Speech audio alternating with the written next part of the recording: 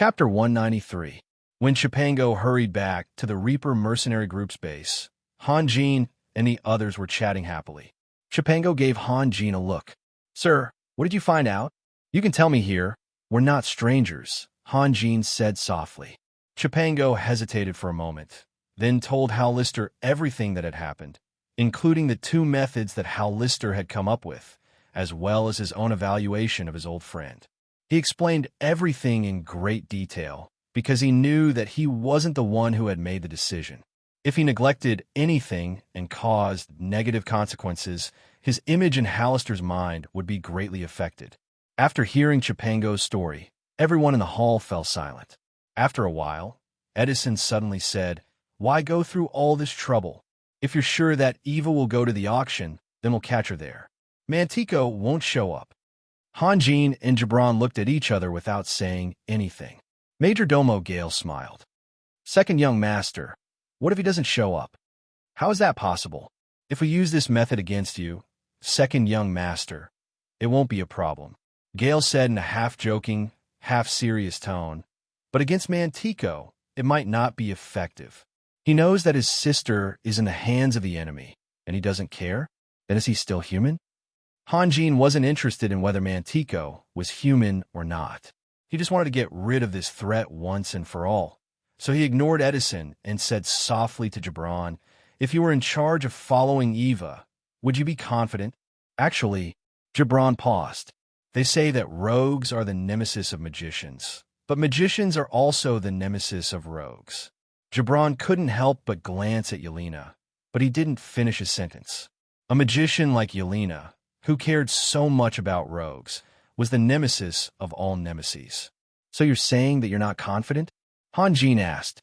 "Yes." Gibran nodded. If Eva was not alert, then everything would be fine. However, it was too difficult to keep an eye on a high-level magician who was constantly on guard. In comparison, it was much easier for him to kill Eva alone. "Then we can only use the second method," Hanjin muttered. "Sir, Hal Lister said he needs your help. If he wants others to take him seriously, he needs at least 2 powerful guards by his side," Chipango said to Hanjin, but his gaze had already turned to Edison. Major Domo Gale was a shrewd old man. He immediately smiled and said, "Second young master, this is to borrow someone from you." "Borrow people?" Edison paused for a moment before realization dawned on him. "That's right. That kid just said that Mantico knows all of your people. How about this? Nildak, Myron, since you guys have nothing to do, why don't you go out and cooperate with them?" "Yes," Nildak and Myron replied in unison. "I'll go with you." Edison suddenly slammed the table and stood up. "No!" Yelena and Major Domo Gale yelled at the same time. "Why?" "I'm worried that Nildak and Myron will give themselves away and we won't be able to handle it." "If they can't handle it, then you won't be able to handle it either." Yelena did not give her brother any face. Edison sat down dejectedly. "I just want to avenge you. As long as you stay here and don't cause any trouble, you'll be helping me." Yelena rolled her eyes at Edison. "A big shot should have a major domo by his side, right? I'll go with them." Major Domo Gale smiled. "Second young master has you guys here to take care of him, so I have nothing to worry about." "Uncle Gale, you're going? That's great." Yelena's face lit up. "For some of my age, it's good to move around more." Major Domo Gale looked Chipango up and down. "Your friend is still waiting for us, right?" "Yes," Chipango said respectfully. He was a very clever person. When he saw that Major Domo Gale volunteering himself, Yelena's face lit up. He immediately judged that he had the ability to convince Yelena, so his attitude became unusually humble. "You two don't have to go," Major Domo Gale said to Nildak and Myron. Then he looked at Chipango. "Let's go. Take me to your friend. I want to see if he's worth it for me to make a cameo appearance." Chipango looked up and observed Hanjin's expression. When he saw Hanjin nod slightly, he smiled and said, "Please come with me." Then he turned and walked out. Chipango and Major Domo Gale walked out of the hall one after the other. Edison shrugged. "Is it really that troublesome for Mantico? That's a poisonous snake. Since you've already injured him, you must kill him. Otherwise, he might bite you back one day." Gibran said indifferently. Who are you talking about? Winston suddenly interrupted. Mantico, who do you think I'm talking about? Oh, I thought you were talking about. Winston glanced at Gibran and stopped talking. Hanjin and the others didn't understand what Winston meant, but Gibran reacted quickly. He said coldly, I don't make jokes. This isn't a joke. Winston said unhurriedly. Remember a year ago? Back then, the Reaper mercenary team and the Abyss mercenary team weren't on bad terms. One time, Mantico and I were chatting, and we talked about you. Do you know what he said about you? I'm not interested. Gibran was still as cold as ever. Huh? Winston chuckled and continued. He said that you're a very sinister person, like a poisonous snake, and that you shouldn't be messed with. If you're messed with, you have to be killed. Otherwise, you might bite back at him one day. Looking at your attitude towards Mantico, he's not wrong. Hanjin and the others wanted to laugh, but they also felt that Winston's words were inappropriate. Gibran was also conflicted. Winston's words were very rude, and he was angry. Since Hanjin and the others were present, he couldn't bear it, but he also couldn't swallow it. At that moment, Julia suddenly said, Gibran has his own principles. Who does Mantico think he is? How can he compare to our Gibran? Winston could hear the anger in Julia's voice and hurriedly waved his hands. Sorry, I was just repeating what happened in the past. I didn't think too much about it. Sigh. A year ago, the Reapers were very close to the Abyss, and the Red Vanguards were very close to the Dragon Singers. But now, we've become friends, and Mantico has become our common enemy. The world is changing too fast. Gibran ignored Winston's exclamation and even forgot about Winston's rudeness. He looked at Julia with surprise and joy, almost unable to believe his ears. Was Julia really speaking up for him? Julia lowered her head slightly, a hint of red appearing on her cheeks. Actually, she had already forgiven Gibran after such a long time. Unfortunately, perhaps because Gibran had been rejected too many times, there were repercussions. Now, he didn't dare to talk to Julia or look her in the eyes. Even when they walked past each other, Gibran was always the first to lower his head. This troubled Julia. The more troubled she was, the more rude she was to Gibran. In the end, the more rude she was to Gibran, the worse Gibran's repercussions became. It was a vicious cycle, but Julia had no other choice. She didn't do anything wrong. Gibran was the one who was in the wrong. She was waiting for Gibran's next serious apology. Who knew that today, because of Winston's rudeness, she would be the first to break the ice. There was only Julia left in Gibran's eyes. He sat there in a daze, treating everyone as if they were nothing. Hanjin stood up gently and said in a low voice, Let's go. Let's talk outside. No one was stupid. They knew that this was a chance for Gibran and Julia to reconcile. Morrison's and the others snickered and followed behind Hanjin. Winston seemed to understand as well. He waved his hand and signaled for his team members to leave and make room for them. Julia also wanted to go out, but for some reason, her heart and legs turned to jelly, and she just couldn't stand up. Before she could make up her mind, the door was gently closed, and this place became a world that only belonged to them. At night, Sunir, who had gone out shopping crazily, pushed open Hanjin's door. Looking at Sunir's expression, Hanjin knew that she must have gained a lot. How was it? Hanjin smiled. I bought more than 170 level 5 earth element magic crystals and more than 200 fire element magic crystals. Sunir sat on the chair next to Hanjin. Also, I bought the sword you wanted. With that, Sunir spread out the things she bought on the table. A light yellow mountain and a fiery red mountain reflected each other beautifully. There were also 7 or 8 long swords on the side. Hanjin picked up the long sword first and examined it carefully. He didn't need a magic sword. He only wanted a sword of good quality. Among all the Taoist spells, he was most familiar with his master's. One stone raises 1,000 waves. This was also the most powerful killing move he could perform at the moment. Therefore, he needed to stock up on more long swords. Is it okay? I went to the best weapon shop in isolated Cliff City. If this doesn't work, we can only go to other cities, Sunir said worriedly. Not bad. Hanjin nodded with a smile. That's good. Sunir said. We also signed a mission at the Mercenary Association to buy 2,000 level 5 Earth Element Magic Crystals and 2,000 level 5 Fire Element Magic Crystals. I don't know if we could buy all of them. Anyway, we have time, so let's wait. A total of 4,000? Hanjin was shocked. Even if we buy all of them, where will we put them? My space ring can't hold anymore. We have Yelena. What are you afraid of? Sunir smiled. You don't know how big her space ring is. When I saw her spending money, the gold coins flowed out like water. There was no end to it. That's not right. When we were preparing to move the dragon bones, didn't we ask her? She said that her space ring couldn't hold anything. This, Sunir also showed a suspicious look. Maybe she couldn't fit the entire dragon bones into her space ring. If the dragon bones were broken, they would be worthless. Or maybe there were other reasons. How would I know? Hanjin's thoughts quickly returned. You bought so many magic crystals.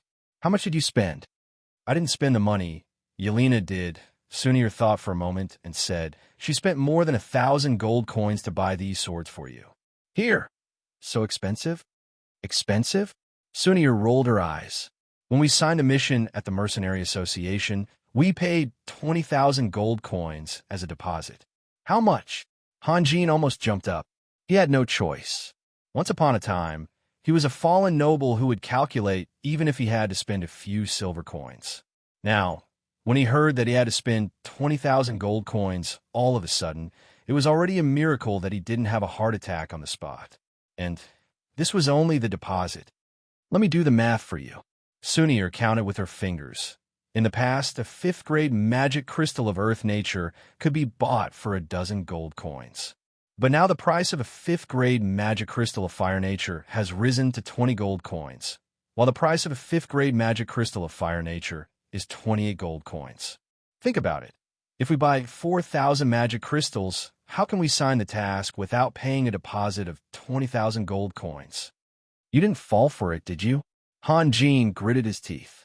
Impossible. If only Qi Li was here. Hanjin sighed. At the mention of Qi Li, Sunir couldn't help but blush. Last time in isolated Cliff City, she had bought a batch of magic crystals in a daze. In the end, Qi Li came out and bought them at a much lower price. She also remembered Qi Li's method of buying magic crystals in segments, but this time, she still didn't use it. Edwina has been with us all this time. Even if we fell for it, do you think Sister Edwina is stupid? Sunir tried her best to explain. If we bought all the magic crystals, how many gold coins would it cost? Hanjin was so excited that he didn't know how to calculate. He needed someone to calculate the result for him. 96,000 gold coins and 960 gold coins in tax. Hanjin felt dizzy. What kind of joke was this? Although he had a few level 8 earth magic crystals, they weren't worth much. Level 8 fire and lightning magic crystals could be sold for tens of thousands of gold coins, but level 8 earth magic crystals were worth, at most 1 or 2,000 gold coins. The hole was too big, and there was no way he could raise such an astronomical amount of money. Right? Hanjin suddenly remembered that Yelena had killed a level 9 Thunderbird and obtained a level 9 lightning magic crystal. If a level 8 magic crystal could be sold for tens of thousands of gold coins, a level 9 magic crystal should be much higher. With his comfort, Hanjin calmed down a little. Sunir, how much money did Yelena bring? How can you ask this kind of thing? Sunir observed Hanjin's expression and comforted him. You don't have to worry. Yelena said that we can make a set of dragon scale leather armor first, and then sell it. That's enough for everything. You can't sell it, Hanjin said flatly. He had heard Yelena talk about the defensive power of the dragon scale armor. Now he didn't know who was friend and foe, or rather, he didn't know who would become friend and foe. If this thing fell into the hands of a powerful enemy, it would be a threat to him. Why? You'll understand in the future. Hanjin paused. If you want to sell it, you have to sell the Thunderbird's magic crystal first. If it's not enough, we'll think of something else. You can't sell that magic crystal. Why? This time it was Hanjin's turn to be confused. Are you confused? Yelena is a magician who majored in lightning magic. That magic crystal is useful to her. Hanjin was stunned. The huge pressure just now came back. He couldn't compare with Yelena and Sunir. They were of noble birth, especially Yelena, who was the daughter of the Grand Duke of the capital of elements. She wouldn't worry about money, but he was just a fallen noble. There was a saying that said, the children of the poor matured early. Of course, buying magic crystals was a good thing. If he could really get 4,000 magic crystals, it would be enough to greatly improve his realm and support him until he could absorb the energy of a 6th-grade magic crystal. The key was, what would he use to buy 4,000 magic crystals? Did he really have to sell the dragon scale? 4,000 magic crystals is too much, Hanjin said with a sad face. How about we cancel the mission? Then we don't have to bet money. Sunir's eyes widened. Hanjin just remembered that there was still a deposit. The person he missed the most now was Chi Li. If Chi Li was here, she wouldn't have made such a big fuss. At least, she would have done what she could. Although Chi Li was very naive in many ways, she still had some brains when it came to business, perhaps because she was influenced by what she saw and heard. Sunir, how many gold coins do you think Yelena has? Probably almost. Otherwise, she wouldn't have mentioned making dragon scale leather armor and then sold it. People here always use gold coins to do business. Isn't it too inconvenient to carry so many gold coins around? You mean, is there such a thing as a small that is equal to 100 or more gold coins? You mean magic cards? That was a long time ago. Now almost no one uses magic cards. Why? Hanjin asked. Because this continent is too chaotic. Magic cards have lost their credibility a long time ago. You don't have to worry about the gold coins. If you don't want to sell the dragon scales, we can borrow some from Gibran. What about Winston? Yelena's second brother is also here. He must have some, right? Sunir replied, while observing Han Jin's expression. She couldn't help but say, don't worry about the gold coins. If you don't want to sell the dragon scales, we can borrow some from Gibran. I don't want to owe anyone. It's best if we solve it ourselves. Sunir's eyes suddenly lit up. I have an idea. Let Yelena make the dragon scale leather armor, and then we sell it to Gibran. They have been mercenaries for many years, so they must have some savings. This way, we won't owe anyone anything. Seeing that Han Jin's expression had softened, Sunir hurriedly stood up. I'll go find Yelena now and discuss it with her. Forgetting Sunir's back, Han Jin sighed softly. No matter what, let's take it one step at a time. He slowly picked up the 2 fire magic crystals. Other than the flying sword, he lacked powerful offensive Taoist spells. He didn't know how powerful the 3 true fire condensed from pure fire elements would be.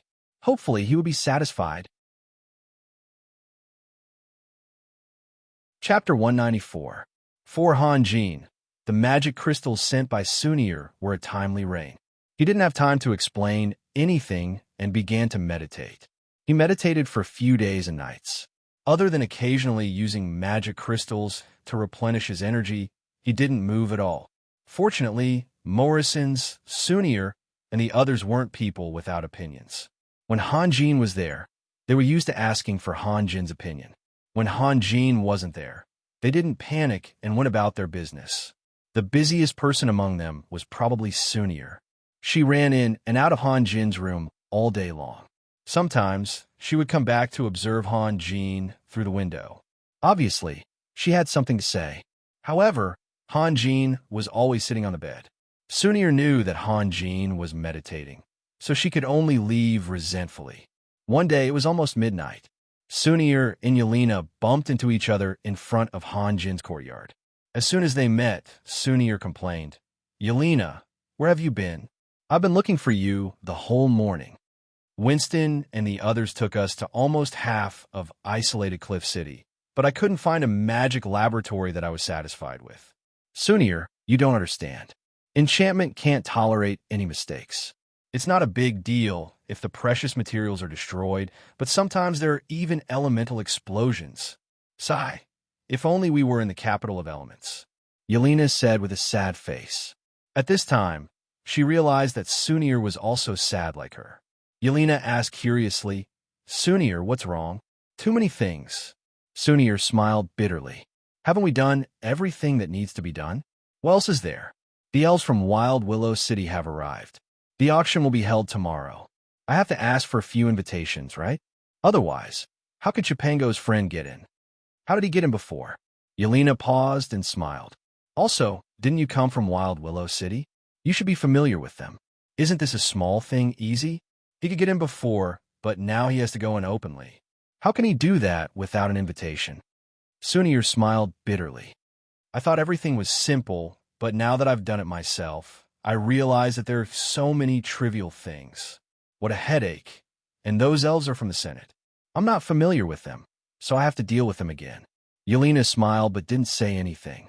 In her opinion, Sunir, as the descendant of Abraham, the god of war, and Doreen, the elf messenger, had a superior status among the elves. She could solve this problem with just a few words. Yelena didn't understand Sunir's difficulties, nor did she know the reason why Sunir left Wild Willow City. Now, the development of the situation forced Sunir to deal with the elves from the Senate. From the bottom of her heart, Sunir was very reluctant, but she had no other choice. I just asked for a few invitations and asked them to cooperate with Chipango's friend. Do you know how long it took me to talk? Sunir said helplessly. From noon until now. It didn't work out. It worked out in the end, but Yelena looked at Sunir's face and guessed that the process wasn't very pleasant. She immediately comforted her. Since it's done, don't think about it anymore. Let's get together later and discuss what to do tomorrow. Where's Raphael? Is he still inside? Yes. Sunir nodded. This is also what's giving me a headache. Tomorrow, we'll try to contact Eva, but he's still cultivating. There's no one who can make the final decision. I've never heard of anyone who can maintain a state of meditation for several days and nights. This should have something to do with his strange magic, Yelena said thoughtfully. And his posture was also very strange. I imitated him and sat for a while. My legs were so sore and numb that I almost couldn't walk. After Yelena finished speaking, she saw Sunir smile. She suddenly realized and asked, You've learned it too? Yes, I ended up in a similar situation as you. It took me a long time to recover. The two looked at each other and smiled. At this moment, a soft sound came from Hanjin's room. It wasn't loud, but it made Sunir and Yelena feel very uncomfortable. It was as if someone had taken a drum and hit their hearts, making their blood boil. Sunir and Yelena were stunned and rushed into the yard at the same time. Hanjin's room was brightly lit. Through the window, they could clearly see that Hanjin had gotten up and was standing in the middle of the room. A bright long sword was floating and swaying. Following Hanjin's hand gestures, strange rays of light flew out one after another and hit the long sword one after another. Every hit made a sound as if it could penetrate a person's body. What's going on? Sunir's face was a little pale. She felt as if a big hand was kneading her heart. This sound is aggressive. Yelena quickly chanted a spell. Immediately, a huge magic barrier opened and shrouded Hanjin's room. Sunir felt a little more relaxed. Just as she was about to speak, Yelena elbowed her and said, Look! A small white fireball flew out from Hanjin's palm and hit the longsword. Immediately, it turned into a dazzling white light. The magic barrier released by Yelena could only block the sound, but it couldn't block the vibration or the light. In an instant, the glass on the room's window shattered into countless pieces and flew in all directions. Beams of light penetrated the room and pierced the sky diagonally, even illuminating half of the sky.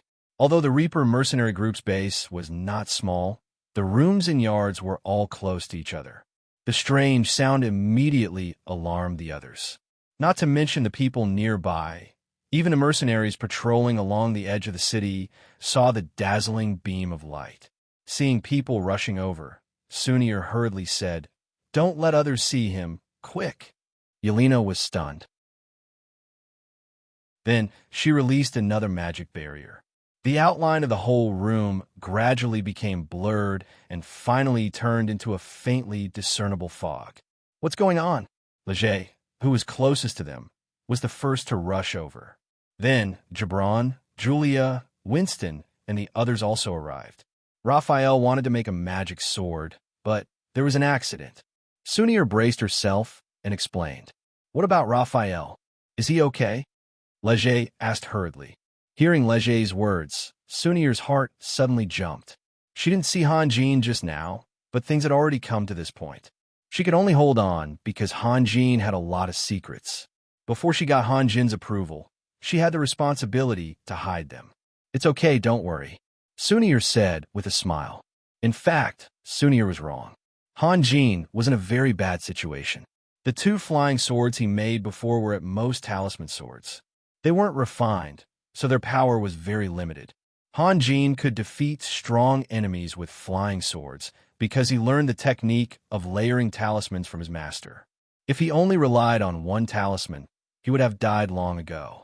This time, after he absorbed the energy of several fire attribute magic crystals and condensed the fire elements into the 3 true fire, he suddenly had an idea. He tried to use the 3 true fire to refine those swords. He also wanted to have a real flying sword that was worthy of its name. Unfortunately, this was his first time refining, so he couldn't control the 3 true fire as he wished. As a result, he caused trouble. Winston, Leger, and the others couldn't see what was going on inside, so they thought that Hanjin had asked Yelena to release a magic barrier. After chatting for a while, they all dispersed. When the crowd finally dispersed, Sunir hurriedly rushed into the barrier, followed by Yelena. Hanjin's room became dark again. Sunir went to the window. Under the faint moonlight, she saw that Hanjin had returned to his bed, sitting still in his original position. The long sword floating in the air was nowhere to be seen. Seeing that Hanjin was fine, Sunir let out a long sigh of relief. Yelena whispered, "Let's go. I feel that he's at a critical moment, so we shouldn't disturb him. I'll seal this place with a magic array later." "Okay." Sunir nodded. Hollister stood at the door of the shop, looked up at the ancient elven characters on the signboard, and let out a long sigh. His future might change drastically after he stepped through the door in front of him. Today was the day of the auction for the Moonlight perfume. Hollister had asked around in private, and all of them believed Chipango's words about Hanjin's identity as a dragon slayer. He knew that this might be his last chance. If he missed this chance, he would never have another chance to meet a super-grade master again. Hollister clenched his fists so hard that his knuckles started to turn white. "Young master, it's time to go in." Gale bowed slightly in an extremely elegant manner. He was the butler of the Grand Duke of the Elemental Gate, so he naturally knew a lot about etiquette. Hollister glanced at Gale and relaxed a little. What was there to be afraid of? With a dragon slayer behind him, what couldn't he do? Besides, he wasn't going to be sent to the battlefield. He was only going to be sent to deal with a woman. Thinking of this, Hollister's lips curled up into his usual lazy smile. He never lacked confidence when it came to women. Straightening his chest, Hollister finally moved his feet and walked through the door. The exterior of the shop looked very simple and not grand at all. However, as soon as he walked through the door, he saw an extraordinarily spacious hall. Everyone who entered the shop for the first time would feel their eyes light up, as if they were suddenly enlightened. A chandelier, made up of hundreds of magic lamps, hung down from the top of the hall. The walls of each magic lamp had been carved with intricate patterns by expert craftsmen. Light shone through the patterns and onto the walls, forming countless obscure ancient elven characters. What was even more bizarre was that each line of these runes was slowly rotating in a different direction. It turned out that the chandelier was constantly rotating. This didn't seem very complicated, but anyone who could understand ancient elven characters would be shocked to discover that every time the runes on the walls rearranged themselves, they would form a sentence with a different meaning. This was no longer just a matter of craftsmanship. It was simply a masterpiece of uncanny craftsmanship. Apart from the chandelier, there were no other decorations in the hall. This only accentuated the majesty of this masterpiece. It had to be said that in terms of art, humans would never be able to keep pace with the elves even if they were to experience it for another few thousand years. Even though he had seen this miraculous chandelier several times, Hollister still couldn't help but fall into a daze when he walked through the door. Gale, who was behind him, was even more shocked. Even though Gale didn't understand ancient elven characters, with his experience, he could naturally tell that the constantly rotating runes on the walls weren't just useless decorations. there were already a few dozen people sitting or standing in the hall. Most of them were women, and every single one of them was dazzling and beautiful. Occasionally, there would be a man, accompanied by one or several graceful noble women. Thus, when Hallister, Gale, Nildak, and Myron walked into the hall, they attracted the attention of most people. However, to Hallister, the gazes of women didn't make him feel uncomfortable at all. Instead, they were as indispensable as fine wine. Hallister walked as if there was no one around him and returned a faint smile. His deep blue eyes seemed to be able to speak, causing the women who were looking at him to have the illusion that this indescribably handsome blonde young man was smiling at them. Even though Gale was experienced and had seen many grand occasions, being stared at by so many beautiful women at the same time made this first butler of the Duke's manor feel uncomfortable all over, as if there were thorns in his back. Looking at Hallister walking in front of him with a smile, Gale couldn't help but have an absurd thought. How good would it be if he was as handsome as him when he was young? At that moment, an elven girl walked over. Of course, she only looked like a girl. Everyone on the continent knew that even a 1,000-year-old elven girl would look no more than 30 years old. This elven girl's eyebrows were like a painting, and her smooth face didn't have the slightest bit of makeup. She didn't have a single accessory on her body, and only wore a long dress made of cotton. However, if one looked closely, they would find that there wasn't a single trace of silk on her dress. "Please forgive my rudeness," the elven girl said with a smile. The elven girl smiled and said, "This is the rule here. Can I have a look at your invitation?" This elven shop had always been a high-end shop. Although they didn't normally prohibit ordinary people from coming here, today was the day of the monthly moonlight perfume auction. Naturally, they couldn't just let anyone in. Those who could enter had to have received an invitation from them. Of course, those with sufficiently high status were excluded. Hallister took out his invitation and handed it over. The elven girl looked at it and immediately smiled apologetically. "Sorry to disturb you." Then, she turned and left.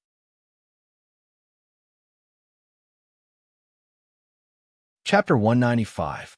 As time passed, more and more people gathered in the hall, and it gradually became lively. Apart from the chattering of beautiful women, there were also a few handsome noblemen walking through the crowd. Of course, these noblemen weren't here for the moonlight perfume, but to hunt for beauties. From time to time, there would be young ladies and noble women walking past Hallister. A few of the braver ones would even cast passionate glances at this ridiculously handsome man with blonde hair and blue eyes. However, Hallister only smiled back at them and did nothing else. If this were any other time, Hallister would have long since used his seductive methods to win over the beauties. But today, he definitely wouldn't do that. Dong! An elven girl in a long dress stood on the stage and rang the small bell beside her. This signaled the start of the auction. Hallister glanced at the door from the corner of his eye, but there was still no sign of Eva. His heart couldn't help but shrink.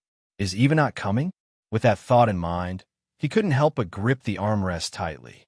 Hallister's every move was seen by the bystanders. A faint smile appeared on Gale's face. He bent down and said naturally, "Young master, the auction has just begun, hasn't it?" Hallister was taken aback. He looked at Gale gratefully, but he wasn't as nervous as before. He propped up his chin with one hand and gently rested his other hand on the armrest. His slender fingers tapped on the armrest, making him look extremely relaxed. However, Hallister was laughing bitterly in his heart. "I haven't been this nervous in years, right? I always prided myself on being a shrewd person, but when it came down to it, I became as nervous as a hothead. Humans were always like this. Once something became extremely important to them, even the slightest change in the situation would become extremely heart-wrenching." Hallister suddenly remembered something his father had told him. The greater the hope, the greater the disappointment.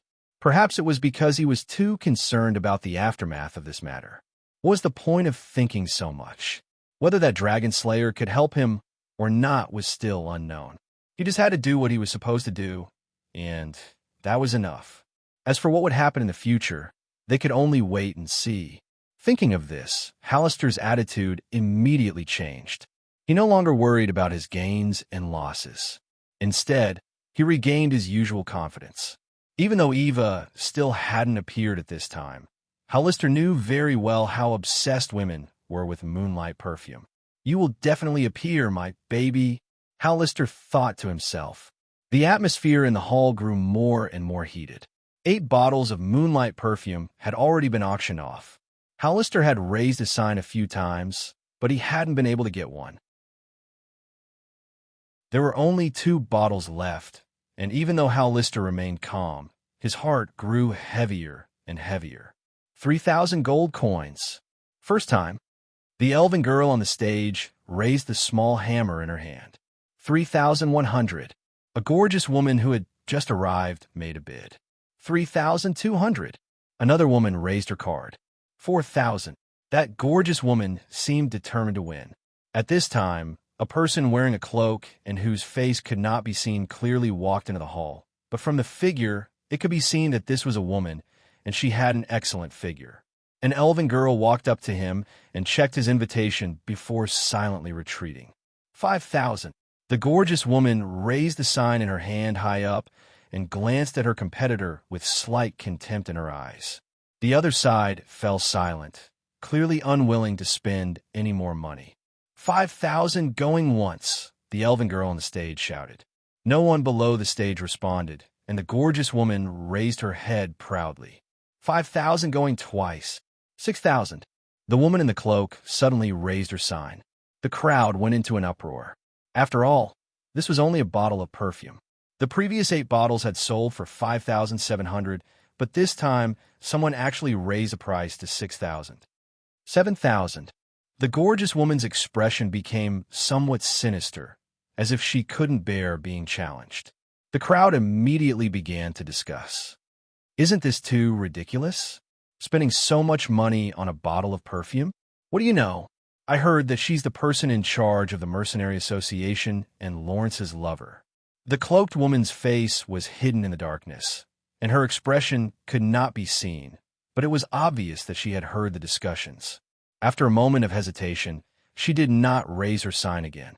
The gorgeous woman got her wish of obtaining the moonlight perfume, and before she left, she shot a threatening glance at the cloaked woman. Last bottle of moonlight perfume. Let the auction begin. The people below the stage began to raise their signs again. After all, this was the last bottle, and if they didn't buy it now, they would have to wait until next month. Hollister looked around carefully, but there was no sign of Eva, so his gaze fell on the cloaked woman. If there was one person who was definitely in this hall, then it could only be this person. Is it her? Gale asked beside Hollister's ear. After all, it was very unusual for someone to cover their face at night. There had to be a special reason for her to do so. Hollister slowly shook his head. Maybe not. Gale was startled. Then what should we do? Hollister sighed. We can only take a gamble. He could only bet that the woman was Eva, because the Dragon Slayer would not have the patience to wait until next month's auction. If that happened, Hollister would be nothing more than a useless playboy to the Dragon Slayer, and he would be too ashamed to ask the Dragon Slayer for help. 3,000. A young girl leaning against a noble raised her sign. 4,000. The woman in the cloak raised her sign again. The people below the stage all gasped. After all, not everyone could have a lover like the person in charge of the Mercenary Association. Looking at the mysterious woman's attitude, it seemed like she was going to raise the price even higher. She probably gave up just now because she knew that her wealth was no match for the gorgeous woman's. 4,500. Hollister raised his sign with a smile. 5,000. The cloaked woman was Eva. At this moment, her heart was filled with anger. In the past, she could buy a bottle for around 5,000 gold coins. She didn't expect to be so late today, and there were only 2 bottles left. Everyone knew that the competition would be fiercer towards the end. Eva had indeed backed off just now, because she had seen that woman raise the bid to 10,000 gold coins to buy moonlight perfume. That was the most glorious moment in the history of moonlight perfume. Eva knew that she did not have the capital to compete with that crazy woman. The woman's money was given by men, while her own money was exchanged with her brother's blood and sweat. 5,500. Since I'm going to gamble, I might as well go all out, Hollister thought bitterly. Either I get a chance to turn things around, or I'll be penniless and continue to live my life in a drunken stupor. 6,000. Eva gritted her teeth. This was the highest price she could pay. If she went any higher, she would not be able to explain it to her brother. This was a critical period. If she could exchange this money for magic crystals, the siblings might have a chance to survive. 6,500. Hollister was still smiling, as if the money did not belong to him. The audience, including Eva, fell into complete silence. 6,500 going once. 6,500 going twice. 6,500 going thrice. Deal. Congratulations, sir. This bottle of moonlight perfume belongs to you. The elf on the stage was so excited that her face turned red. 6,500 gold coins. This was definitely a result that would make anyone's jaw drop. After paying the gold coins and receiving the perfume, Hollister, Gale, and the others walked out. At this time, the woman in the cloak happened to walk over from the side. Just as the two were about to reach out, Hollister suddenly yelped as if he had tripped over something and fell towards the woman. His left hand waved weakly in the air as if he was trying to catch something. It just so happened that it brushed past the woman's cloak. Hollister's finger lightly hooked, and the woman's cloak fell to the ground. Gale stepped forward and supported Hollister's body, preventing him from falling to the ground. "What are you doing?" The woman suddenly turned around and asked angrily. Hollister was still in shock. With Gale's help, he stood up straight and glanced at the woman from the corner of his eyes. It really was Eva. He was very surprised, but he still put on an apologetic expression. "Please forgive my rudeness." "Look, I didn't do it on purpose." At this point, Hollister's mouth suddenly gaped open. He stared at Eva, dumbfounded, as if he had seen something inconceivable. What's there to see? Eva was furious. First, the last bottle of moonlight perfume was stolen by this guy. Then, he almost hit her. If they were not in isolated Cliff City, Eva would have already thrown a fireball at him. "You? Impossible, impossible. Bernice, you're not dead?" Hollister's face was pale as he stuttered incoherently. "Am I dreaming? Tell me, am I dreaming?" Hollister grabbed Gale's hand without any of the elegance of a noble and kept asking. Gale's eyes flashed. He had already understood Hollister's intention. He laughed in his heart. This kid was a little impatient, but his reaction was quite fast. "Young master, don't be like this. Bernice is already dead," Gale said sadly. Then he bowed to Eva. "Please forgive my young master's rudeness. It's because you look too much like my young master's fiancée, who passed away." Eva's anger gradually subsided. Looking at the infatuated look on the blonde youth's face, she knew how deep his love for his fiancée was. There was always a soft string in a woman's heart. Now, Eva felt that a part of her heart had been plucked. When she looked at this reckless youth again, he didn't seem as annoying as before. With a different mindset, one's perspective on the same thing would change. Eva didn't hate Hollister as much anymore. At this moment, she realized that this blonde young man was extraordinarily handsome. To be precise, he was much more handsome than any man Eva had ever met. Yes, Bernice is already dead. She will never come back. Hollister woke up from his infatuation and said in a forlorn tone. He bowed deeply to Eva. "I'm really sorry. I hope you can forgive my rudeness." After that, without waiting for Eva's reaction, he turned around and walked away in a daze. Before he left, he took a deep look at Eva. Grief, reluctance, confusion, and heartache, all kinds of emotions were vividly expressed in Hollister's eyes. Looking at his lonely back, Eva's heart trembled for no reason. She almost wanted to ask him to stay. She didn't know why she had such a ridiculous thought, but it was very real in her heart at this moment. Suddenly, Hollister stopped in his tracks and walked back to Eva. He took out the bottle of moonlight perfume that he had just bought and handed it to Eva with both hands. "Can you accept my apologies?" Eva was stunned. "But didn't you just buy this?" "I don't need it anymore." Hollister shook his head. His brows were tightly knitted with sorrow. "Bernice loved this perfume, but she's already gone. She will never come back. Eva finally understood. This man had bought this bottle of perfume to commemorate his late wife. Looking at the blond young man's furrowed brows, Eva couldn't help but feel sorry for him. She wanted to reach out and soothe his sorrow. You don't accept it? Hal Lister shook his head in disappointment. I really don't mean anything else. Please forgive my rudeness, but you look too much like Bernice. You look exactly the same. Please accept it from my Bernice. Eva finally couldn't help but say, if Bernice was still here, she wouldn't want to see you so sad right now. Hallister's eyes lit up. So you agree to accept it? Eva took the bottle of moonlight perfume with a bitter smile. Can I refuse? Thank you. Hallister seemed to have finally completed a long-cherished wish of many years. He let out a long sigh. Your beauty is like the bright moon. Even the brilliant starry sky pales in comparison. I sincerely wish you a happy ending. After saying that, he walked out with Gale and the others without looking back. Wait a minute, Eva shouted instinctively. Hallister stopped and turned around. He looked at Eva strangely. What's wrong? Is there something else? Eva suddenly didn't know what to say. She didn't even know why she had shouted those words. Hallister stood there quietly, waiting for Eva to speak. He didn't seem to be impatient at all. I mean, you gave me such an expensive gift. I haven't even thanked you yet. Eva finally found an excellent excuse. Hallister smiled warmly. No matter how expensive the perfume is, it's just a decoration on you. You don't have to worry about it. Actually, I should invite you to my house, but there's been some trouble at home these days.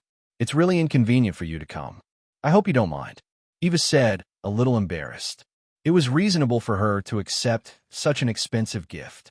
She should at least extend an invitation out of basic courtesy, even if it was just a simple dinner.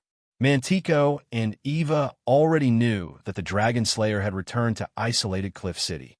Originally, Mantico was against Eva showing her face in public, but unfortunately, Eva's obsession with the moonlight perfume had reached a certain level.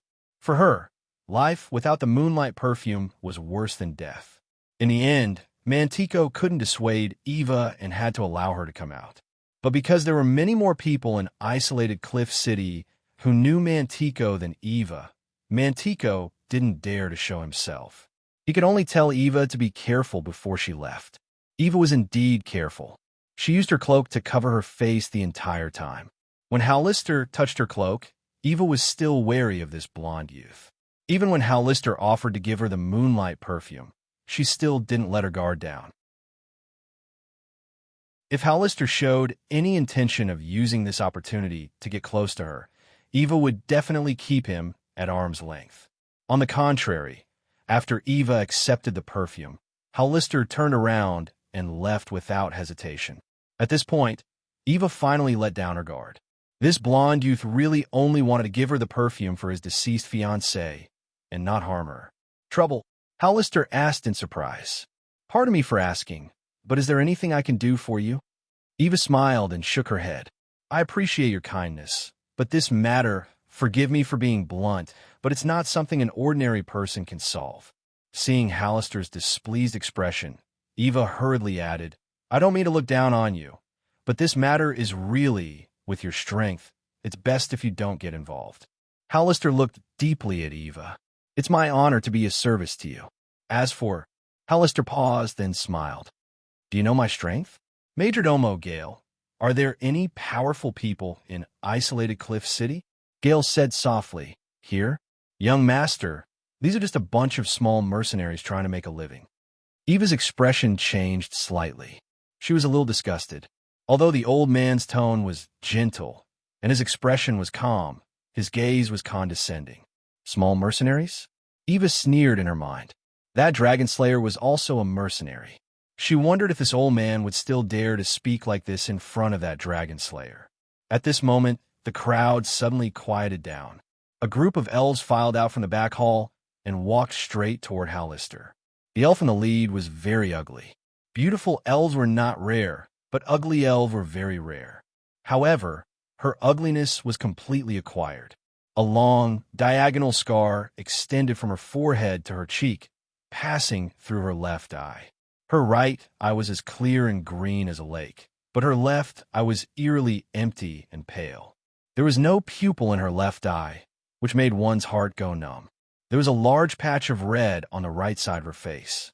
One could even clearly see the twisted, pulsing muscles and blood vessels. Someone must have torn off a large piece of flesh from her face and didn't get it treated in time, so it left a horrible scar. However, her expression was very calm, as if she didn't know her ugliness at all. She slowly walked in front of Hallister and bowed. "Young Master Indy, our elder wants to see you. May I ask? I'm not in a good mood right now. Maybe another day." Before the elf could finish, Hallister rudely interrupted her. "Excuse me." The elf wasn't annoyed by the rejection. Her gaze fell on Gale again, and she said softly, "Hello." "Hello." Major Domo Gale solemnly returned the greeting. "Please send my regards to the Lord," the elf said with a smile. Eva's expression changed drastically. In fact, the rules set by the elves were very strict. They only sold 10 bottles of moonlight perfume every month. They encouraged people to compete with each other and make the most out of it. No one was a fool. So many people were dissatisfied with this rule. Some people once lost their bids and vented their anger on the elves, but they soon found out that they were wrong, very wrong. It was all because of the existence of this elf. One of the 2 killing machines of Wild Willow City, the great elf Lydia.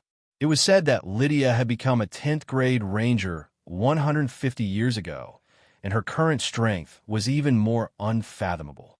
In the battle with Black Raven City, Lydia was a powerful pillar of support for Wild Willow City against Segund. What was even more frightening was that Lydia had experienced countless battles in the past 100 years. She had long been trained to be as tough as iron. If someone really angered her, she would be even more ruthless than the brutal Segund. What kind of person was worthy of an invitation from the great elf Lydia? Eva stared at Hallister, speechless. A weak young noble was accompanied by a powerful figure that Lydia valued. Furthermore, the 2 guards behind the young noble were unfathomable as well. Without a doubt, Eva was certain that the young man in front of her was the heir of some big family. Otherwise, there was no way to explain the situation. If I can get their help. Eva hesitated, but after weighing the pros and cons for a long time, she decided to go back and discuss it with her brother first. "Young master, the elder of Wild Willow City wants to see you. I think it's better to meet him otherwise." Major Domo Gale stared at the back of the elf and softly advised. "I said, I'm not in a good mood right now." Hallister appeared to be very willful. Of course, willfulness was a sign of immaturity, and immaturity often meant that one could be easily taken advantage of. Eva bit her lips. She had finally made her decision.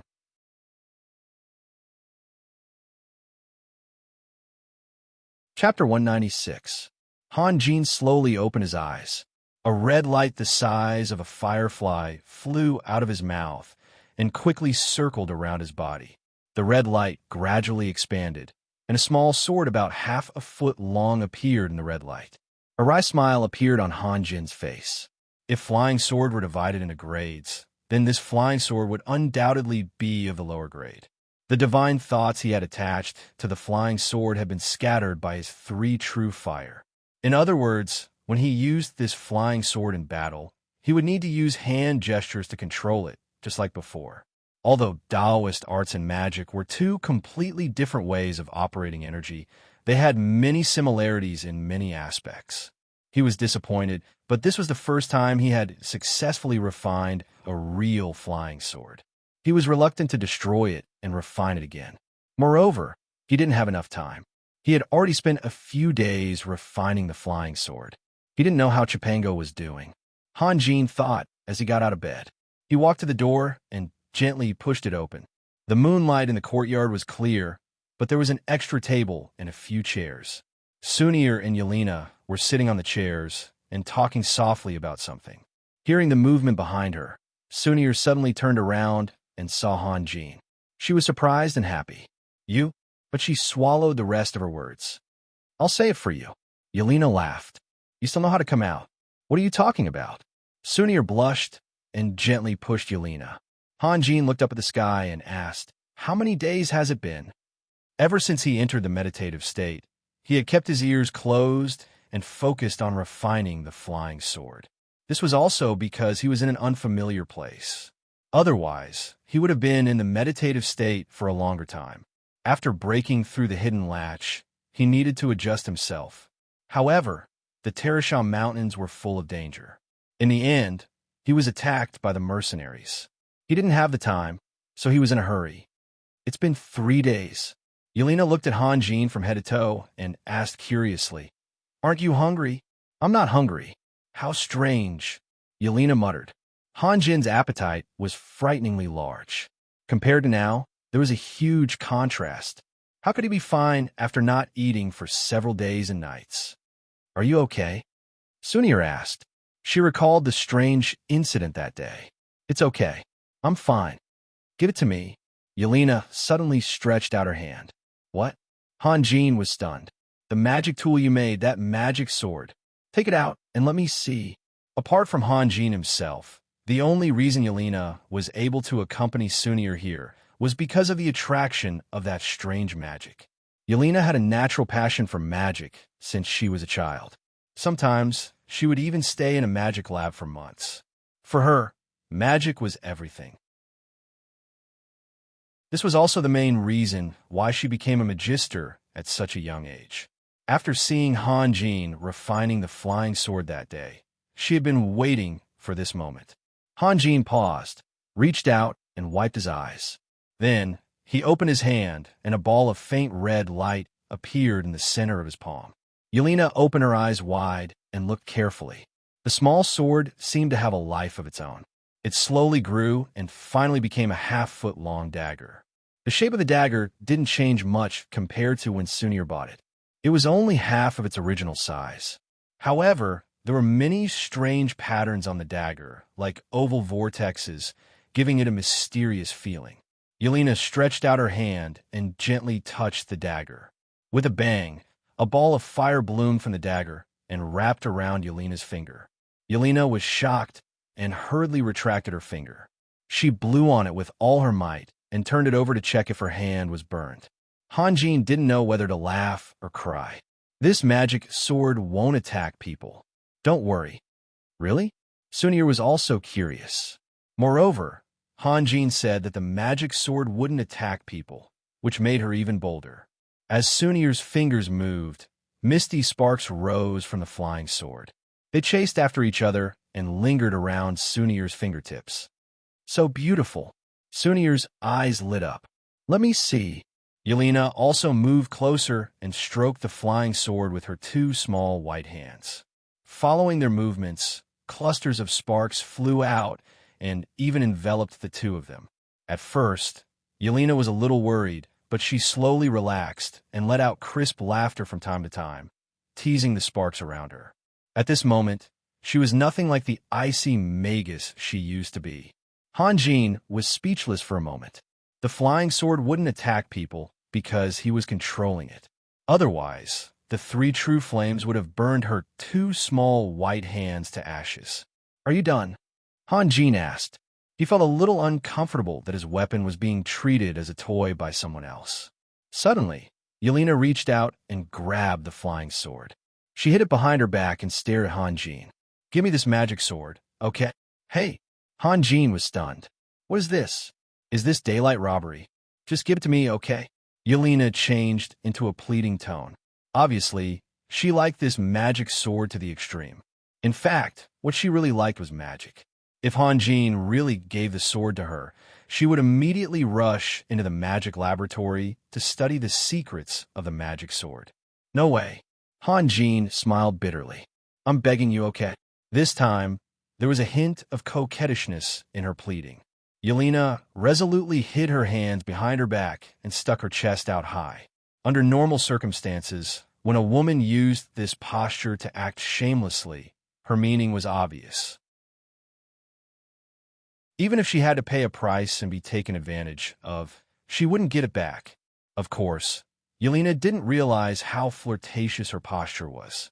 She only remembered that when she used this tactic in front of her father and second brother, it had always been successful. "You don't know how to—" Han Jin was just about to say that she didn't know how to use it when he suddenly saw a trace of slyness flash in the corner of Yelena's eyes. He suddenly realized that if he used this excuse to evade, what would the next step be? Yelena would definitely take advantage of this opportunity and ask him how to use it. This was a chain of tricks. Actually, this is a failed magic tool. Hanjin flicked his finger, and Yelena screamed. The flying sword had already broken free from Yelena's hand and obediently flew back to Hanjin's side. How about this? In 2 days, I'll make a magic sword for you. I promise it will be a successful product. Is that okay? You stingy. Yelena stomped her feet angrily and turned to run out of the courtyard. Stingy? Hanjin was helpless. You treat this flying sword as a toy, but I need it to save my life. Yelena is angry, Sunir said in a low voice. Why aren't you chasing after her? Chasing after what? Go to explain. Forget it. She'll be fine tomorrow. Hanjin understood that a woman's words could not only mean what she said. On the surface, she asked you to chase after her, but what she really meant was, do you dare to chase after her? Is this kind of magic sword very difficult to make? It's not that difficult. The key is that I don't have any experience. Hanjin paused and then changed the topic. By the way, what happened in the past few days? How's Chipango?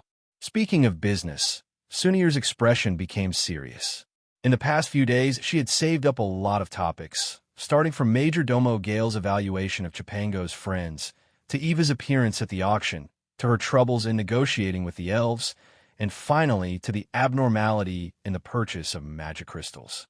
According to the rules, when the value of magic crystals was close to the deposit, the person who signed the mission had to pay the balance, or the mission would be suspended temporarily.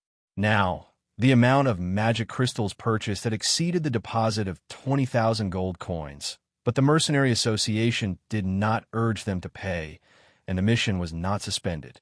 Sunir judged that this was the Mercenary Association's way of expressing goodwill to them.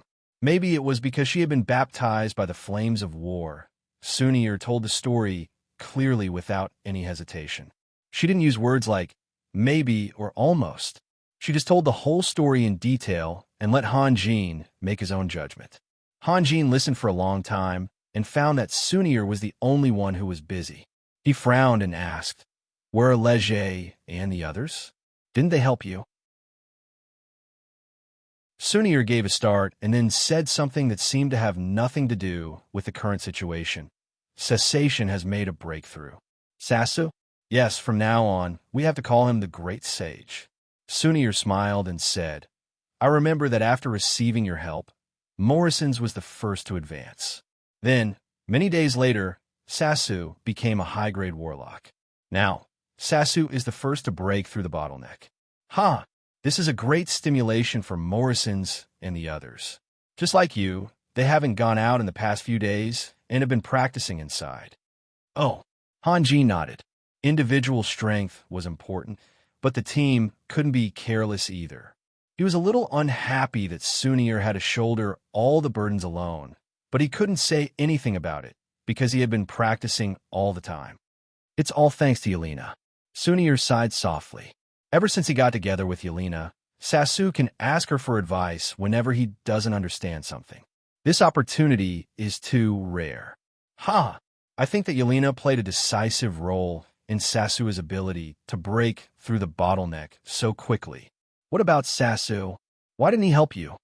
Yelena has rented a magic laboratory and is making dragon scale armor. Sasu has to help her. Sunir smiled sweetly. She could feel the change in Han Jin's mood, and she knew that it was because Han Jin cared about her. Don't think that Yelena is relaxed just because she's chatting with me. In fact, she's the one who works the hardest. She has to go to the magic lab before dawn and can only come back late at night. Han Jin sighed and patted Sunir's shoulder with his hand. Go and rest. You've been exhausted these past few days. Have a good sleep and don't think about anything. Don't worry, I'm here. To be continued. If you want to know what will happen next, please go to www.chijian.com. There are more chapters. Support the author. Support the original reading.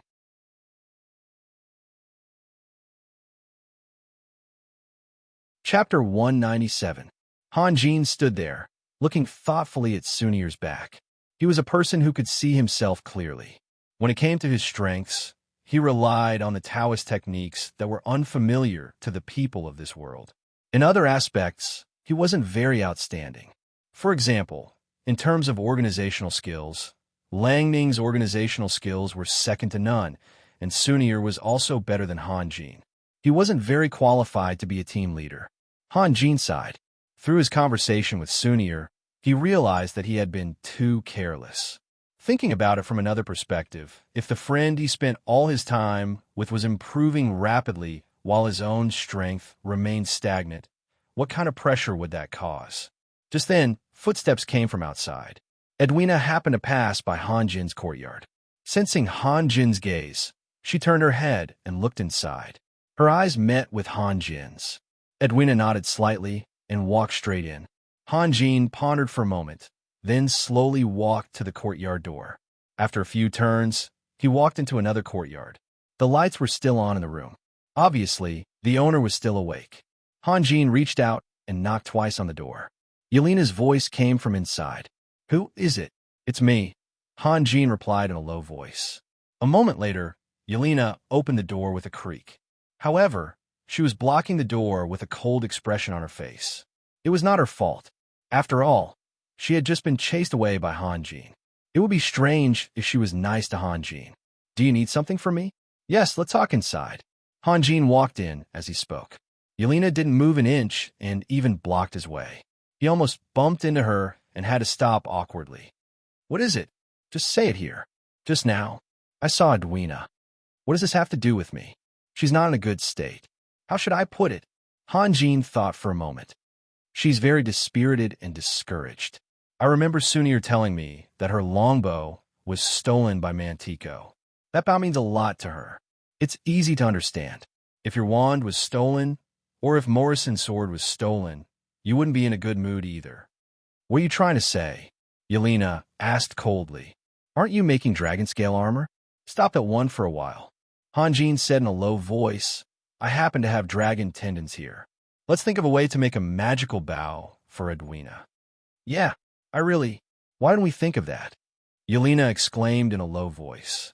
"Oh," Han Jin heard the hidden meaning in Yelena's words. "Do you think everyone is like you? You only care about your own cultivation and don't care about anything else?" Yelena rolled her eyes at Han Jin. "Sunir and I both know that Edwina is in a bad mood.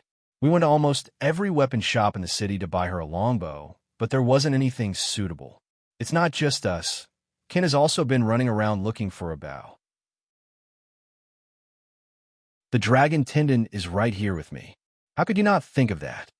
Han Jin found it strange. "So what if it's with you? Do you think we can interfere with your cultivation?" Yelena reacted quickly and immediately found an impeccable reason. "Give me the dragon tendon."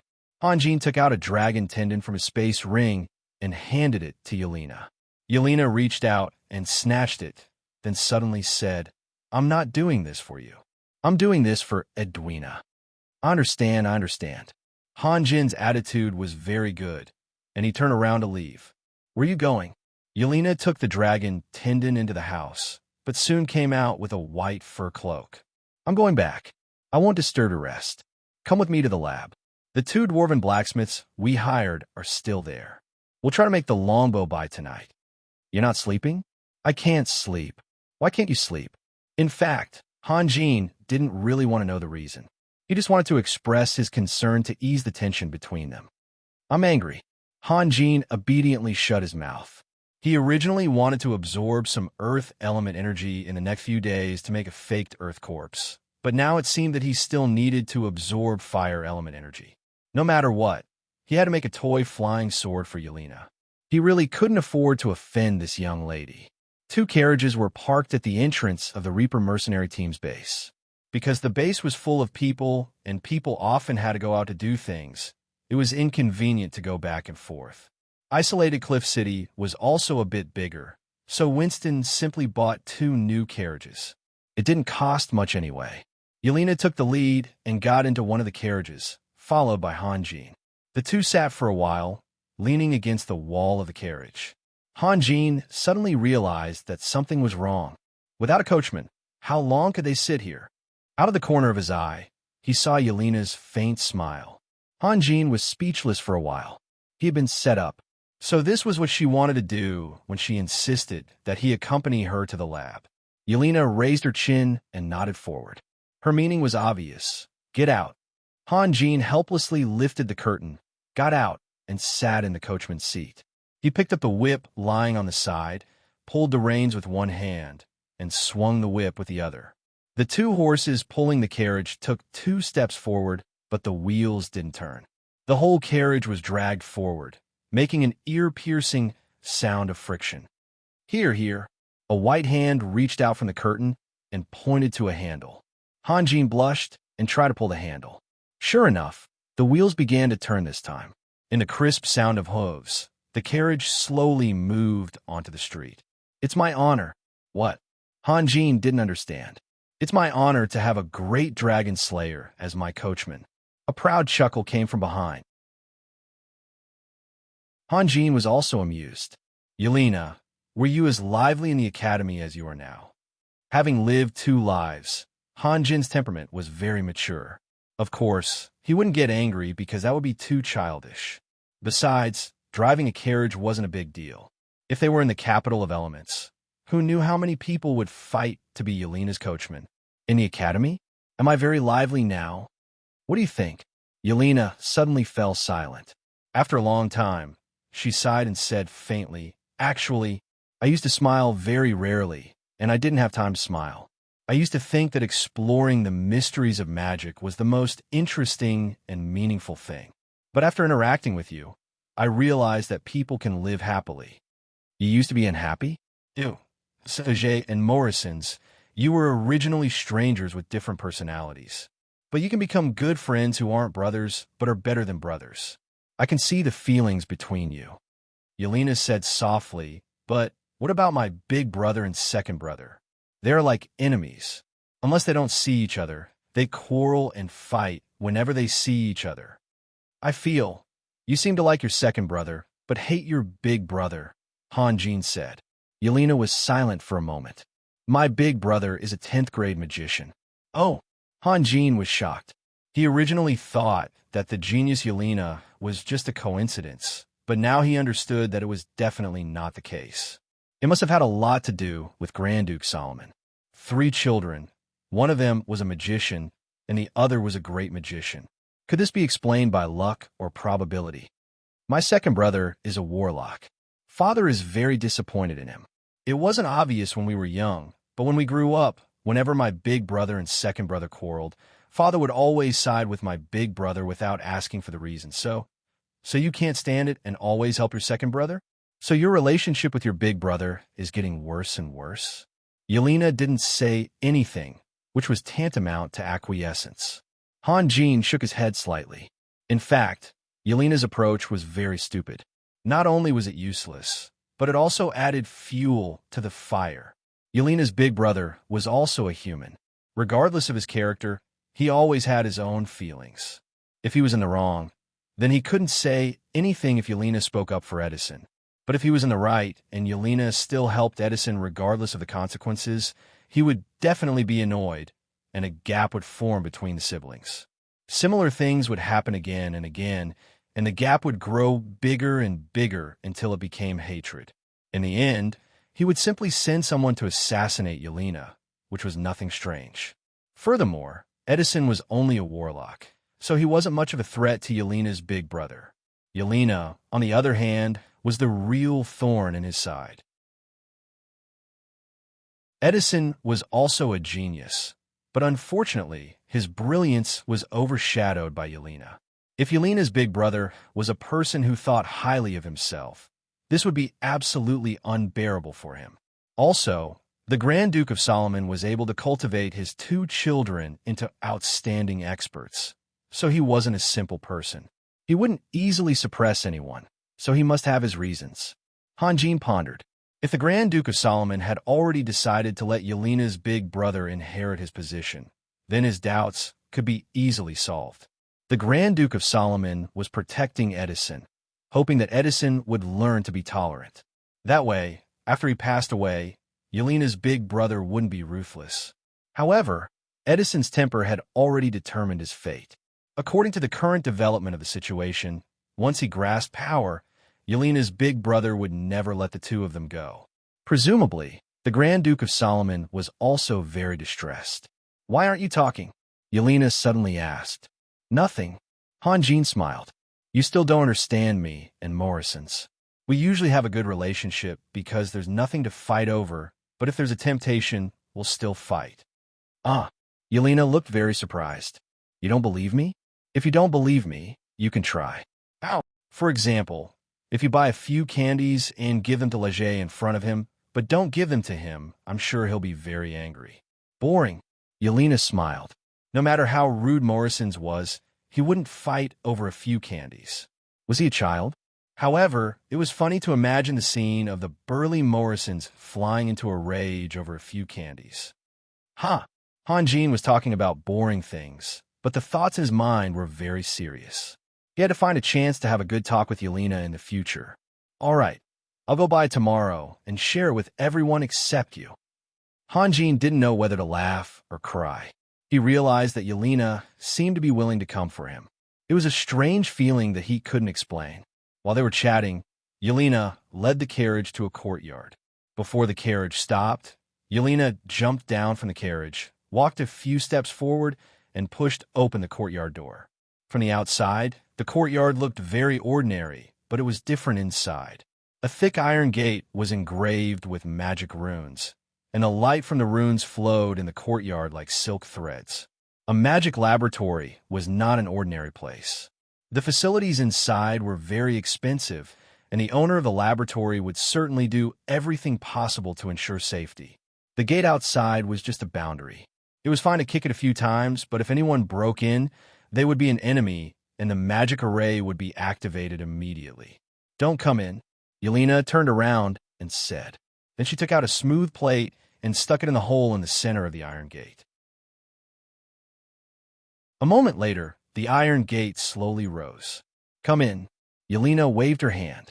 Sasu appeared at the door, looking very surprised. "You? Why are you here?" "Of course we have something to do, Sasu. We can't rest today." "I'm fine." Sasu shrugged. Yelena looked up at Cessation and asked, "Taking notes again? You don't have to work so hard." "Ha! It's a rare opportunity." Sasu smiled. Yelena didn't say anything else. As the dean of a magic academy and a pioneer on the road of magic, she knew very well what it meant to Sasu to watch her release magic up close. Moreover, she had taught magic classes to students before, and she was very pleased to see such a diligent mage. Han Jin was also observing Sasu. Sasu's face was a little pale, and his eyes were bloodshot, but he looked very energetic, especially after hearing Yelena say that they were going to work through the night. His eyes were shining with joy, and he was in a state of excitement. "You must be exhausted these days," Han Jin said. "It's okay." Sasu smiled and shook his head. "He's my assistant during the day, and he has to make detailed notes at night. Then he has to find some inferior materials to repeat the enchantment process during the day, so he can't sleep for long," Yelena said as she walked. "I tried to persuade him, but he wouldn't listen. You should have a good talk with him. The path of magic is long, and you can't rush it." "You can't rush it. Diligence and perseverance are important, but perseverance is even more important." "Yelena, why do you sound so old?" Han Jin smiled. "It doesn't sound like something you would say. Someone must have said this to you before, right?" He was very supportive of Sasu on this matter. Although they were both very young and had plenty of time, they didn't have the spirit of seizing every minute. In a sense, this could determine how far he could go. Yelena's body stiffened. Han Jin was right. Someone had indeed tried to persuade her with the same words. As they talked, they had already walked past the main hall. In front of them was a staircase that led underground. Han Jin had never seen a magic laboratory before, so he didn't think it was very magical. When he walked past the staircase and stood in the middle of the laboratory, his expression finally changed. The whole laboratory was about 4 meters high and a few hundred meters wide. This was only one room. In front of him, there were 2 doors, and he didn't know what was behind them. The walls, floor, and ceiling seemed to be made of the same material. As for what it was, he couldn't tell because there were runes engraved everywhere. Just like the runes on the iron door, the runes here were also emitting a faint light, as if they were about to float out. In the corner to his left, there were several huge crystal balls, the largest of which had a diameter of more than 2 meters. Coupled with a gorgeous base, the top of the crystal ball was almost touching the ceiling.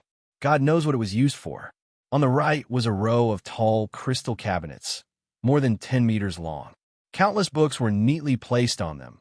Some looked new, some looked old. In the middle was a long table filled with bottles and jars filled with various unknown liquids. There were probably thousands of them, and those liquids were more or less emitting a luster of different colors. It was a dazzling array that made people wonder if they had come to a large jewelry store. A substantial question floated in Han Jin's mind. He hurriedly asked, "Yelena, how many gold coins did you spend to rent this laboratory?" 10 days, 20,000, Yelena said faintly. Han Jin couldn't help but clench his hands into fists. He finally understood why Sasu was studying so hard, not only because of Yelena, but also because Sasu had never had the opportunity to use a magic laboratory like this. If it were him, Han Jin, he would do the same. He would try his best to get some comfort. "Sasu, go and wake up the 2 dwarves. By the way, where's the longbow that Sunir bought the other day? I remember it was in a laboratory. I put it in the warehouse. Give the longbow to the 2 dwarves and have them unload the bowstring first." Yelena walked to the bookcase and scanned the books. "Edwina is good at tearing wind arrows, right? Hey, I'm asking you." Han Jin came back to his senses and nodded with a heavy expression. Yes. He felt a pang in his heart. 2,000 gold coins a day. Even if you were born noble, isn't this too wasteful?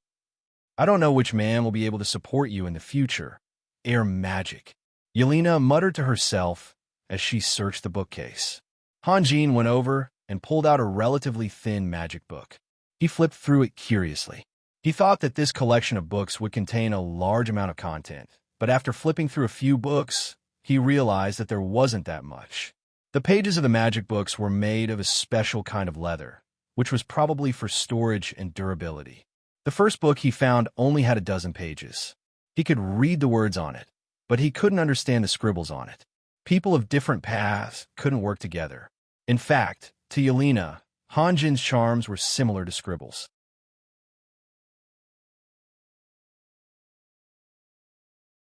Chapter 198. Yelena seemed to have changed into another person when she started working. Her face was solemn, and she was so focused that she had forgotten about Han Jin's existence. She was busy mixing potions and engraving magic arrays. As her assistant, Sisu naturally had to stay around her. Han Jin felt a little bored. Although the magic laboratory was large and there were many things in the room, he didn't dare to touch anything. He was already distressed that he had to spend 2,000 gold coins a day. If he broke something, wouldn't he have to pay for it? The only thing he could do was to read books to pass the time. However, most of the magic books were related to potions and magic arrays. Han Jin couldn't understand them at all. He switched through 12 books, but none of them caught his attention. Han Jin lost interest. Just as he was about to change to something else, a book with a very simple binding jumped into his eyes. The leather on it had changed color and looked very old. Han Jin had the idea of reading the last book. He pulled out the magic book and flipped through it. It was okay. There were no messy runes. Han Jin leaned against the bookcase, turned to the first page, and read it carefully. This book should be regarded as an introduction to magic. The words used were as simple and easy to understand as the packaging. The author of the book believed that the world was made up of 8 elements, including all kinds of life, human beings, and even gods. Han Jin already knew a lot about the situation on the continent. No one dared to talk about gods. The author's words were somewhat disgraceful. If people from the Magic Guild or the church saw this, the author would definitely be in trouble. However, looking at the discolored pages, it should be something that happened a long, long time ago. After reading the preface, the following was an introduction to the various elements. At the beginning of each chapter, the author made an evaluation of the elements. For example, the author believed that the fire element was the source of civilization, the water element was the cradle of life, and so on. After reading about fire, water, earth, and air, the following were the light and dark elements. The author spent a lot of time praising the light element, but wantonly attacked the dark element. This was normal. Most of the races on the ground hated the dark, while the abyssal races hated the light. After reading about 17 or 18 pages, Han Jin changed his position. The following introduced the seventh element, the spiritual element. The author attached great importance to the spiritual element, and even said that it was the mother of the six elements. Reading up to here, Han Jin showed a dignified expression. The spiritual element mentioned by the author was similar to the spiritual sense in Taoist magic. Whether it was casting talismans or manipulating magic weapons, one must have a strong enough spiritual sense as support. The stronger the power of the talisman and the higher the grade of the magic weapon, the stronger the spiritual sense. It was like chopping firewood. Anyone could pick up an axe that weighed a few kilograms. If the axe weighed 100 kilograms, or even 1,000 kilograms, one would need a strong enough body. Otherwise, not only would one not be able to chop the firewood, but they would also hurt themselves. Finally, it was the eighth element. The author used at most a paragraph to evaluate the first 7 elements, but to evaluate the eighth element, the author used a whole page. There is also a paragraph in bold at the end, saying that the reason gods could become gods was because they had mastered the secret of the eighth element. The more Han Jin read, the more his heart itched. He hurriedly turned a page and couldn't help but be stunned. Behind it was the back cover, and it was gone. He was a little unwilling to give up, so he simply closed the back cover. The back cover was yellow, and there wasn't even the author's signature. Then, he turned the book to the last page and slowly turned the page. It was still blank, and there were no signs of tearing. Obviously, the book wasn't damaged, but the author didn't write it. This magic book was serialized. Han Jin put the book aside and carefully examined the bookcase. As long as the appearance of the book looked old, he would take it out and take a look. He didn't know how long it took, but he walked from one end of the bookcase to the other, flipping through hundreds of magic books, but still couldn't find the sequel. Han Jin sighed helplessly. Damn it, I met a eunuch. But Han Jin wasn't a person who gave up easily. He pondered for a moment and suddenly thought of an idea. In order not to disturb Yelena, he hid in a corner and quickly made a gesture. A cloud of mist appeared out of thin air and finally condensed into large and small water droplets in his palm. Han Jin didn't hesitate to rub the water droplets on the page and quietly waited for a miracle to happen. After waiting for a long time, nothing happened. Han Jin thought for a while and released the 3 true flames. He carefully observed the pages while roasting them. Until the pages were roasted and curled up, there was still nothing. For quite a long time, Han Jin had been fighting a battle of wits and courage with a magic book. For example, he used his fingernails to scratch the pages, looking for possible interlayers, using his X-ray vision to see if there were any leftover writings, and so on. Failure after failure didn't discourage Han Jin. This reflected his strong perseverance. However, the yellow magic book was tortured by Han Jin until it was even more tattered. Han Jin was even more focused than Yelena. He was in a state where he was giving it his all. He didn't even hear Yelena's surprised cry, let alone know that it was already bright outside. Raphael, what are you doing? Yelena's voice sounded behind Han Jin. At this moment, Han Jin had one eye closed and was using a fire element magic crystal to block his eyes. He was observing the magic book through the magic crystal. He came back to his senses and reluctantly put away the magic crystal. He looked very disappointed. It seemed that there were no secrets in the book. It was just that the author didn't want to write it anymore. Damn eunuch. Yelena waited for a long time, but didn't hear any reply from Han Jin. She was very curious. She leaned over and grabbed the magic book. After flipping through 2 pages, she looked up at Han Jin with a faint smile. Raphael, do you want to become a god? Anyone who heard this sentence would laugh. Becoming a god, this kind of thing was too remote. No one would dream of it in the daytime. It was more realistic to dream of becoming a superclass master. However, Hanjin was different from others. He was a cultivator. Why did he cultivate? It was to become an immortal, to become a god. It was to exist with heaven and earth, to shine with the sun and the moon. If one couldn't become an immortal, what was the point of cultivating? Yelena's words hit Hanjin right where it hurt. He was stunned and didn't know how to answer. Yelena smiled and threw the magic book to Hanjin. Then she walked back and said, "That book was written by a madman named Richard. He finally died in a mental hospital." "Ha! Don't believe his nonsense. There are only 7 elements in the world. Where can there be an 8th element? It's simply—" Yelena's body suddenly froze. Then she slowly turned around and stared at Hanjin, her face full of shock. "What's wrong?" Hanjin asked in astonishment when he saw Yelena approaching him step by step. Yelena didn't stop until she was in front of Hanjin. Their bodies were almost touching.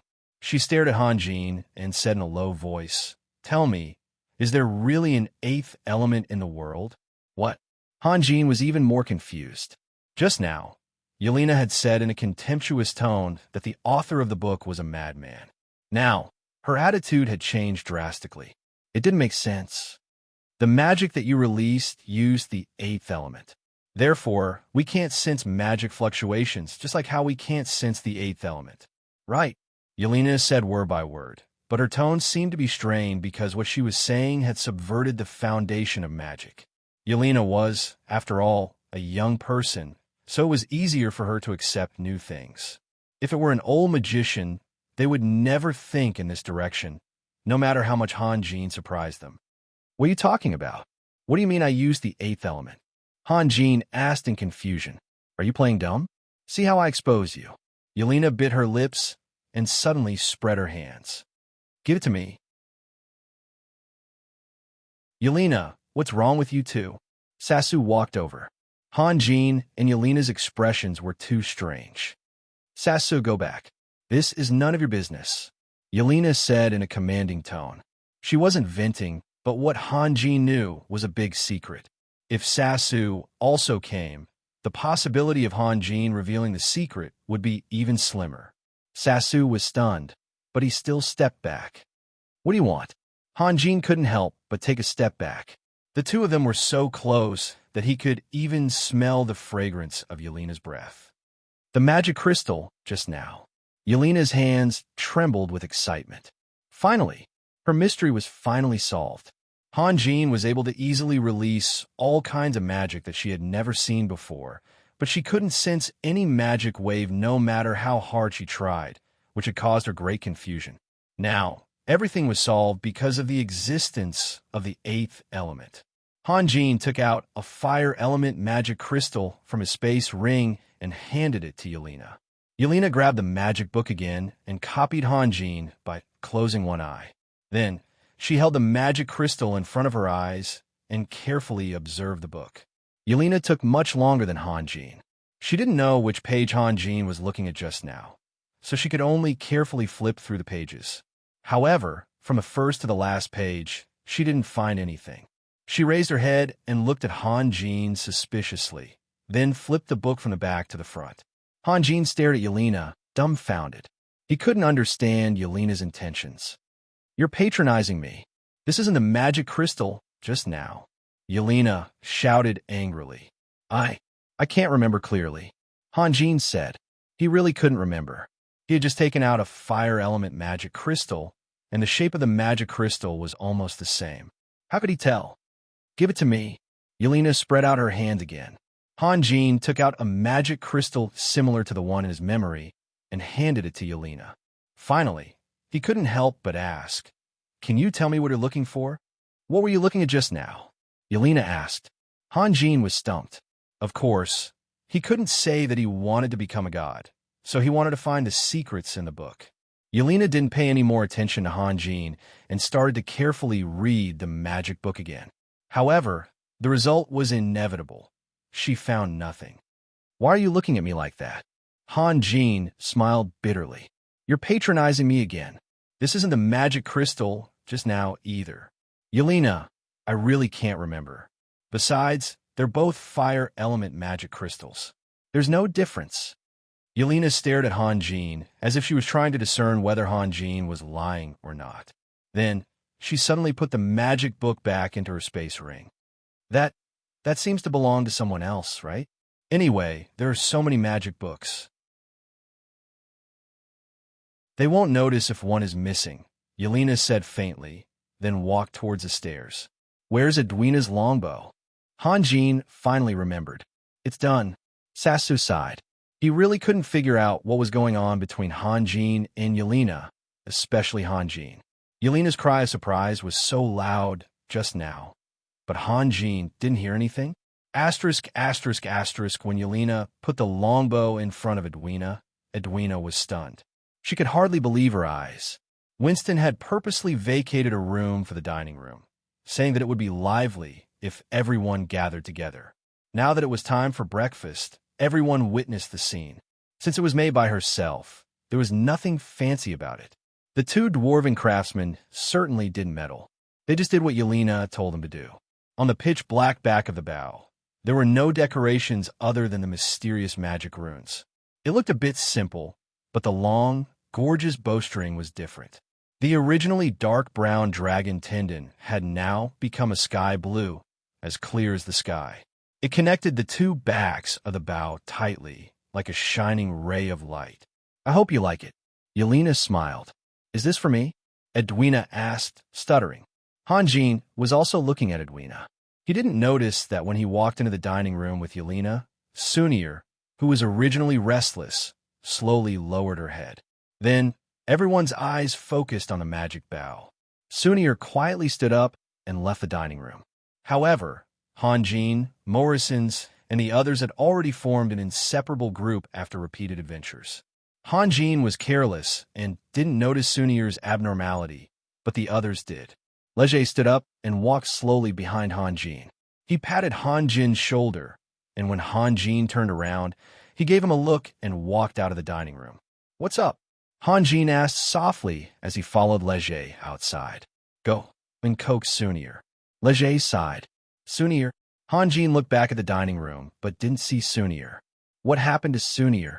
Was it you who told her to have a good night's sleep yesterday? Yes, I did. Why? Then you and Sunir snuck out after she went to sleep? Snuck out? Isn't that a bit inappropriate? Han Jin smiled bitterly. Is it inappropriate for you or Sunir? Leger said slowly. Anyway, I'll tell you. After Sunir went to sleep yesterday, she remembered something and went out to look for you. She found that you were already gone, so we were all alerted. Then we found out that Yelena was also missing. Ha! Think about it yourself. Han Jin blinked. He had already realized the seriousness of the problem.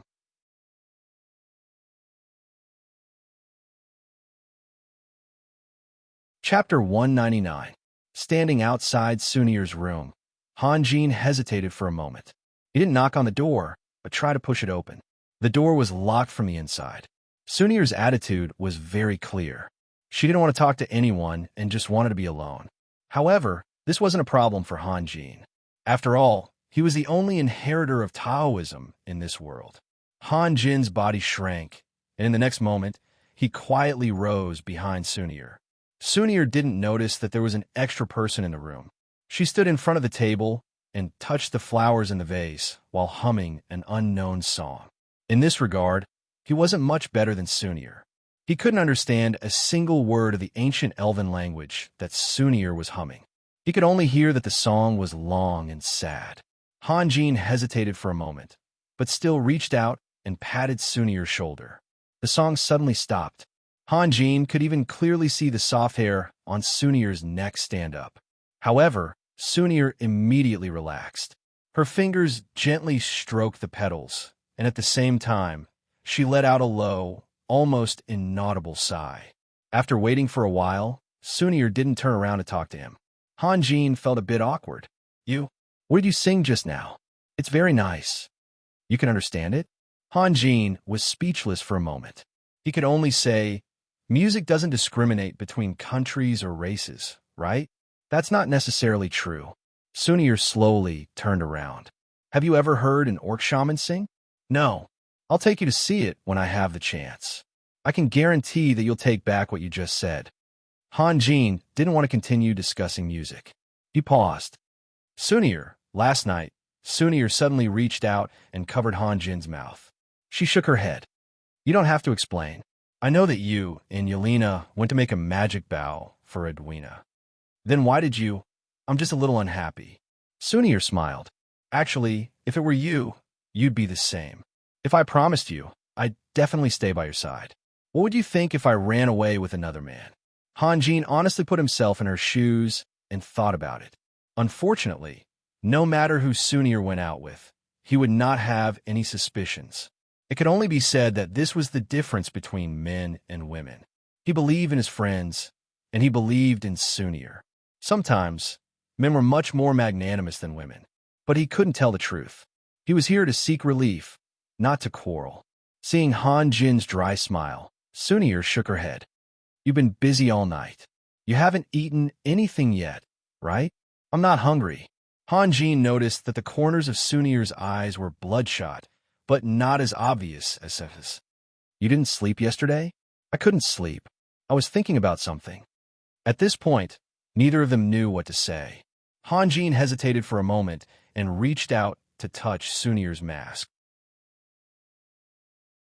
If he didn't know what to say, then he might as well do something. Sunir's mask covered too many changes in her expression, making it impossible for him to understand Sunir's mood. Sunir moved back, but for some reason, she stopped moving and let Hanjin touch her mask. Hanjin's movements were clumsy, and he was also worried that he would hurt Sunir. In the end, he couldn't take off the mask even after touching it for a long time. Sunir decided to do it herself. She pulled off the mask and threw it aside. She looked up at Hanjin and said coquettishly, "What are you doing? Haven't you seen it before?" Looking at Sunir's moving smile, Hanjin's eyes flickered. Perhaps such a small thing could make Sunir's imagination run wild because they had never made a promise to each other. In fact, promises were very strange things. Whether it was true or false depended on one's heart. If the person who made the promise believed it to be true, then the promise would become true. If the person who made the promise didn't believe it, then the promise would become a joke. Hanjin's hand grabbed Sunir's waist. His fingertips could feel Sunir's muscles suddenly stiffening. However, no man would back down at a time like this. Hanjin used a bit of strength and pulled Sunir closer to him. Sunir used both her hands to support Hanjin's chest. Her expression was very panicked. What are you doing? Hanjin used a bit more strength. Sunir's arms went limp. With a moan, she couldn't help but fall into Hanjin's embrace. Sunir froze. Then, she struggled with all her might. She wasn't prepared for this at all. Her mind was in a mess. It wasn't that she resisted being intimate with Hanjin. Struggling was just her instinctive reaction. You have a flower here. Sunir's strength was very limited. At least, it wasn't as strong as when she was fighting against an enemy. So, he used one hand to hold Sunir's body while the other hand was caressing Sunir's face. Flower? Sunir was stunned. In the forest, she had the habit of putting flowers in her hair. However, she didn't dress up today, so where did the flower come from? Don't move. Let me have a taste. While Sunir was still thinking about the flower, Hanjin had already pressed down. Before Sunir could react, he pressed down on Sunir's tender lips. Sunir only felt the world spinning. Her heart was beating wildly, almost jumping out of her throat. Her two hands patted Hanjin's back, but the strength was too weak. Rather than saying that she was protesting, it was better to say that she was encouraging him. When it came to matters like this, there was no fairness between Hanjin and Sunir. Hanjin was a veteran. Otherwise, he wouldn't have been so indifferent when he saw the live version of an erotic film. After his rebirth, he had become so law-abiding. It was only because the pressure of survival was too great. Sunir's teeth were very stiff, but Hanjin wasn't anxious at all. The tip of his tongue teased Sunir repeatedly. One of his hands was gently caressing Sunir's perky buttocks, while the other hand was moving around Sunir's earlobe, neck, and other sensitive areas. However, he was determined not to touch the overly sensitive areas. Having reached this step, it could be considered a breakthrough. As the saying goes, don't chase a cornered enemy. If he really touched places that he shouldn't, it was very likely that Sunir would retaliate fiercely. Sunir finally regained a trace of clarity. Out of a mysterious state of mind, she wanted to open her mouth and scold Hanjin. How can you do this? However, she opened her mouth. Reality proved that her clarity of mind was limited. Hanjin finally found a gap and broke through Sunir's teeth. The next step was to capture the tip of Sunir's tongue. Sunir's breathing became hurried. Her hands, the only thing that could be used to express her protest, had also surrendered. Slowly, it turned into a hug. In the end, she tightly hooked on a Hanjin's back. Moreover, she used quite a bit of strength. At least, it was much stronger than when she was resisting. Women would always build a strong wall to protect their fragile hearts. What man needed to do was to knock down that wall bit by bit. He couldn't use too much strength, or else his heart would shatter at the same time. He couldn't use too little strength either. Otherwise, he could only go in circles outside the wall. Hanjin's goal was very clear. Therefore, he didn't make any unnecessary movements. He slowly led Sunir into the best situation. Good things come with setbacks. At this moment, Chipango's voice suddenly sounded from outside. Sir, there's news." Sunir moved as if she had been electrocuted. However, this time, she was very determined. She had to get away from Hanjin's demonic claws and demonic mouth. "Chipango, you're usually very smart. Why can't you understand what I mean?" Leger's angry voice came from outside. Hanjin sighed inwardly. He then let go of Sunir. Looking at her angry eyes and pink cheeks, he felt that he should leave her with a message. Comforting her was useless. A man should be tough. At least, this was Hanjin's point of view. After breaking through the wall and touching her fragile heart, it would be too boring to ask for forgiveness with sorry and rude before leaving. Instead, he should use a commanding tone and say, "Leave this hole for me. Don't block it up. Also, keep an eye on it. Don't let other men in." This thing. Hanjin picked up Sunir's mask, looked at it, and tossed it aside like trash. "Don't wear it in the future, unless you think I can't protect you." With that, Hanjin walked to the door, unlatched it, and strode out. Leger and Chipango stood together. Chipango looked very awkward, while Leger's face was tense. Hanjin asked calmly, "What news?" Although he was disappointed, he could control his emotions. A man was a responsibility, and a captain was also a responsibility. Strictly speaking, the latter was more important than the former, because the latter concerned the lives of many people. Last night, when Hallister was eating, I ran into Eva again. Chipango secretly observed Hanjin's expression as he replied. Eva was very surprised at the time, but I think she did it on purpose. "My lord, Mantico must have been tempted." "Oh, sir, and Mantico has helpers now." When Hallister returned, Majordomo Gale found a few thieves secretly following him. "Come, let's talk in front of them," Hanjin said. "You should let Gibran and Winston know about this as well." He didn't know what kind of trump card Mantico had, and he needed their full help. In the dining hall, everyone was gathered around Edwina. Edwina, who had been depressed, was now beaming with joy. She caressed the magic longbow lovingly, even more gently than when Hanjin had caressed Sunir. It was said that the pain of a broken heart was the lack of suitable weapon. Edwina, a 10th grade ranger, couldn't unleash her full potential. Now, Edwina had regained her confidence. After listening to Chipango's introduction, everyone was surprised and happy. Tonight was the night to settle this. Gibran would never let Mantico go, and Edwina was the first to ask to fight. Winston, on the other hand, had already reached an unwritten agreement with the Dragon Singer Mercenary Group and the Mercenary Association to give up on Mantico and get closer to Hanjin and Yelena.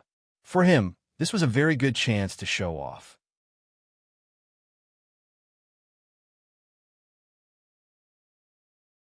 Chapter 200. The nights of late autumn were getting colder and colder, but isolated Cliff City was getting more and more lively. Spring and summer were the peak seasons for magical beast hunting because many mid-level magical beasts made it in early spring and gave birth at the end of summer. No matter which season it was, It would consume a lot of the magical beast's energy, making it easier for the mercenaries to hunt. Sometimes they didn't even need to do anything to get the benefits. Winter, on the other hand, was the season of revelry, at least for the mercenaries. No matter how cold the wind was, it couldn't extinguish their desire for a year. Plus, they didn't need to go out hunting for the time being, so they didn't need to conserve their energy. After working so hard for half a year, it was natural for them to enjoy life. The bars that were scattered all over the place were full of mercenaries. Whether they knew each other or not, they clinked their glasses and drank to their heart's content, celebrating their holiday and the fact that they had lived another year. Half of the men were women. During this time, the number of prostitutes in isolated Cliff City would reach its peak, and there would be a lot of new faces. It was very easy to make money from mercenaries.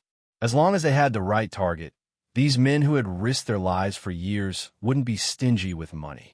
Of course, if there were comedies, there would be tragedies.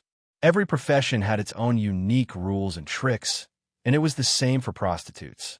If a pretty girl became a lowly prostitute due to her poor family background, it would only take a month or two for her to be ravaged by the mercenaries who flocked to her. If she was lucky enough to enter the upper class, not only would she be able to earn a few times, or even a few hundred times more, she would also be able to maintain her youth and beauty for a long time. In fact, everyone needed luck. Even cruel luck was luck. Eva thought that she was very lucky. She was sitting in a luxurious private room with a handsome, gentle, and well-mannered man sitting opposite her. His smile was as bright as the sun. Although she didn't like the sun, she had to admit that this man's smile was really good-looking. Just as Eva was staring at Hallister, someone knocked on the door of the private room. Eva suddenly realized that someone was knocking on the door. Hallister's guard should have gone out to see what was going on, but Eva wasn't very clear-headed yet. Because she knew who was outside, she stood up first and walked to the door. "Brother, why are you here?" Eva was very surprised. "I saw you just now, but I was too far away to be sure, so I found a chance to come down and take a look," Mantico said. "Why are you here? Aren't you going to invite me in?" "Then come in." Eva looked at Hallister and stuck out her tongue playfully.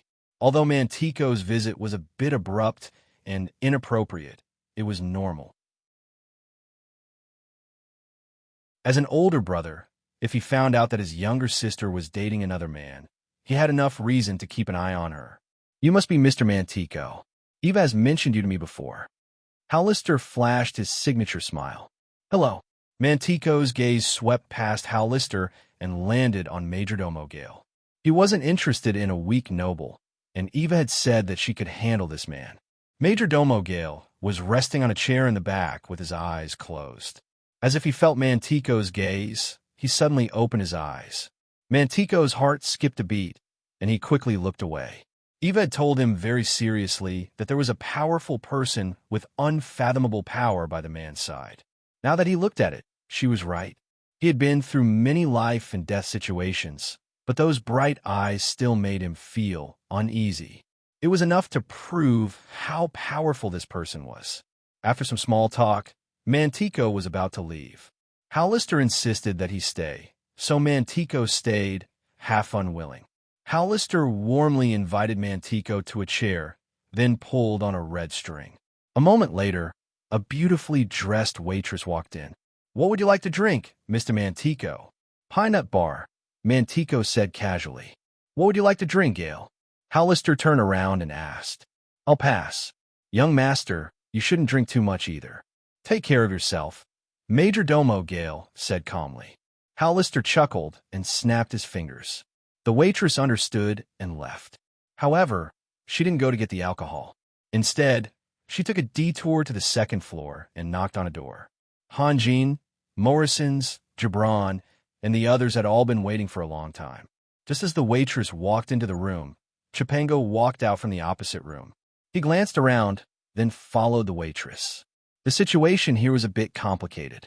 Yelena couldn't use magic at will, so he could only rely on his eyes to scout. "Everything is normal, my lord," Chipango said in a confident tone.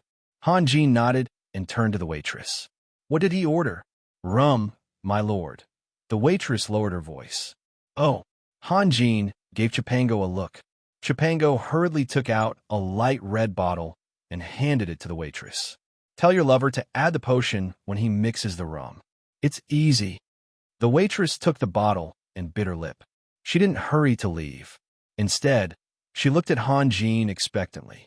Don't worry, as long as it's done, my lord will buy you back. Then you and your lover will be free. Chipango's tone was a bit more serious. What are you looking at? What are you waiting for? The waitress retreated timidly. Chipango, are you sure this potion will work? Han Jin asked softly. My lord, this potion was made by Lady Yelena herself. It can't be wrong. I'm asking about your recipe. I can promise you, my lord, even if Mantico only drinks half a glass of rum, he won't be able to summon the abyssal ghost snake or use the space scroll. Chipango said confidently. That's good. Gibran walked to the window, pulled open the white curtains, and closed the black curtains outside. His actions were a signal. Groups of mercenaries appeared on both sides of the street and began to quickly set up roadblocks. Actually, we don't have to waste money like this, do we? Hayden, who was standing beside Gibran, said. Any maid from the Mercenary Association could have done the job. Mantico is very alert, and he used to come here often. A familiar face will make him relax, Gibran replied calmly. Inside the room, Mantico was trying to figure out Hallister's background. The door was pushed open, and the waitress from before walked in. She gently placed the tray on the table and left. Hallister looked around and talked about other things. He talked about his travels and interesting stories. He even raised his glass and gestured for Mantico to drink. However, Hallister's performance only charmed Eva. His image in Eva's mind grew. Mantico wasn't a drunkard, and he didn't come here to drink. In the end, he couldn't be persuaded anymore, so he picked up the glass and touched his lips. Suddenly, his expression changed. Mantico's willpower was still not up to par. If he pretended that nothing had happened, it was hard to say whether or not he would be able to turn the tables around. Unfortunately, he had high hopes for Hallister, and when he suddenly realized that the other party was up to no good, his emotional upheaval was completely shown on his face. Hallister was smart. Seeing Mantico's expression change, he roared, "Gale!" and rolled back with his chair.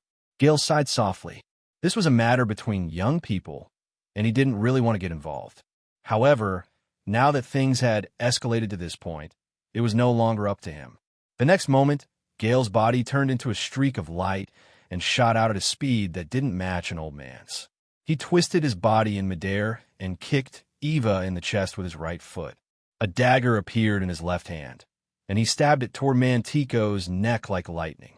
If Han Jin were here, he would have commented that Major Domo Gale was old, or that he had lived a comfortable life for too long and wasn't suited for cruel fights.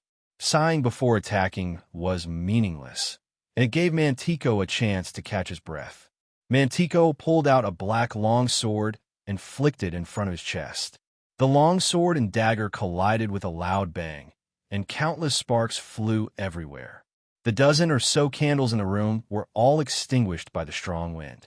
Then, without caring about Eva's life, Mantico used the momentum to leap toward the window. Crash! The window glass shattered, and Mantico jumped out onto the street. However, before he could take a step, a green arrow flashed past, and countless vines shot out from the ground, wrapping around Mantico in an instant. Julia? Mantico felt a chill in his heart. He forced himself to turn around and swing his longsword with all his strength. With a boom, an arrow shattered upon contact with Mantico's longsword. The drifting wind elemental energy surged into the surroundings like a tide, and Mantico's body swayed violently like a swing. The longsword in his hand flew far away. Edwina. Mantico could clearly see a figure, as well as a pair of eyes filled with hatred. Han Jin and the others had already noticed the fight below, and they used the same violent method to break the window and jump out onto the street. I knew it was a trap. Mantico laughed and said, "Goodbye, everyone." Before he could finish, a black curtain of light shot out of nowhere and enveloped Mantico. Abyssal projection, Yelena exclaimed, and released a bolt of lightning as fast as she could. Hanjin also knew that things weren't looking good. He opened his mouth, and a bright red light shot out toward Mantico. If one were to slow down, there would already be lightning gathering in the sky, and Hanjin's flying sword was slowly growing as it flew. Julia and Edwina were still pulling their bowstrings, and Mantico's figure gradually became a blurry shadow. He had enough time to disappear completely before Hanjin and Yelena's attacks could reach him. Gale's figure suddenly disappeared, and the wall below the window exploded. A shallow ditch suddenly appeared in the middle of the street, and the other end of the ditch was approaching Mantico at an indescribable speed. Then, Mantico's body exploded into a mist of blood, and Gale appeared behind him, the dagger in his hand covered in blood. Left hand. Gibran suddenly looked shocked. He's...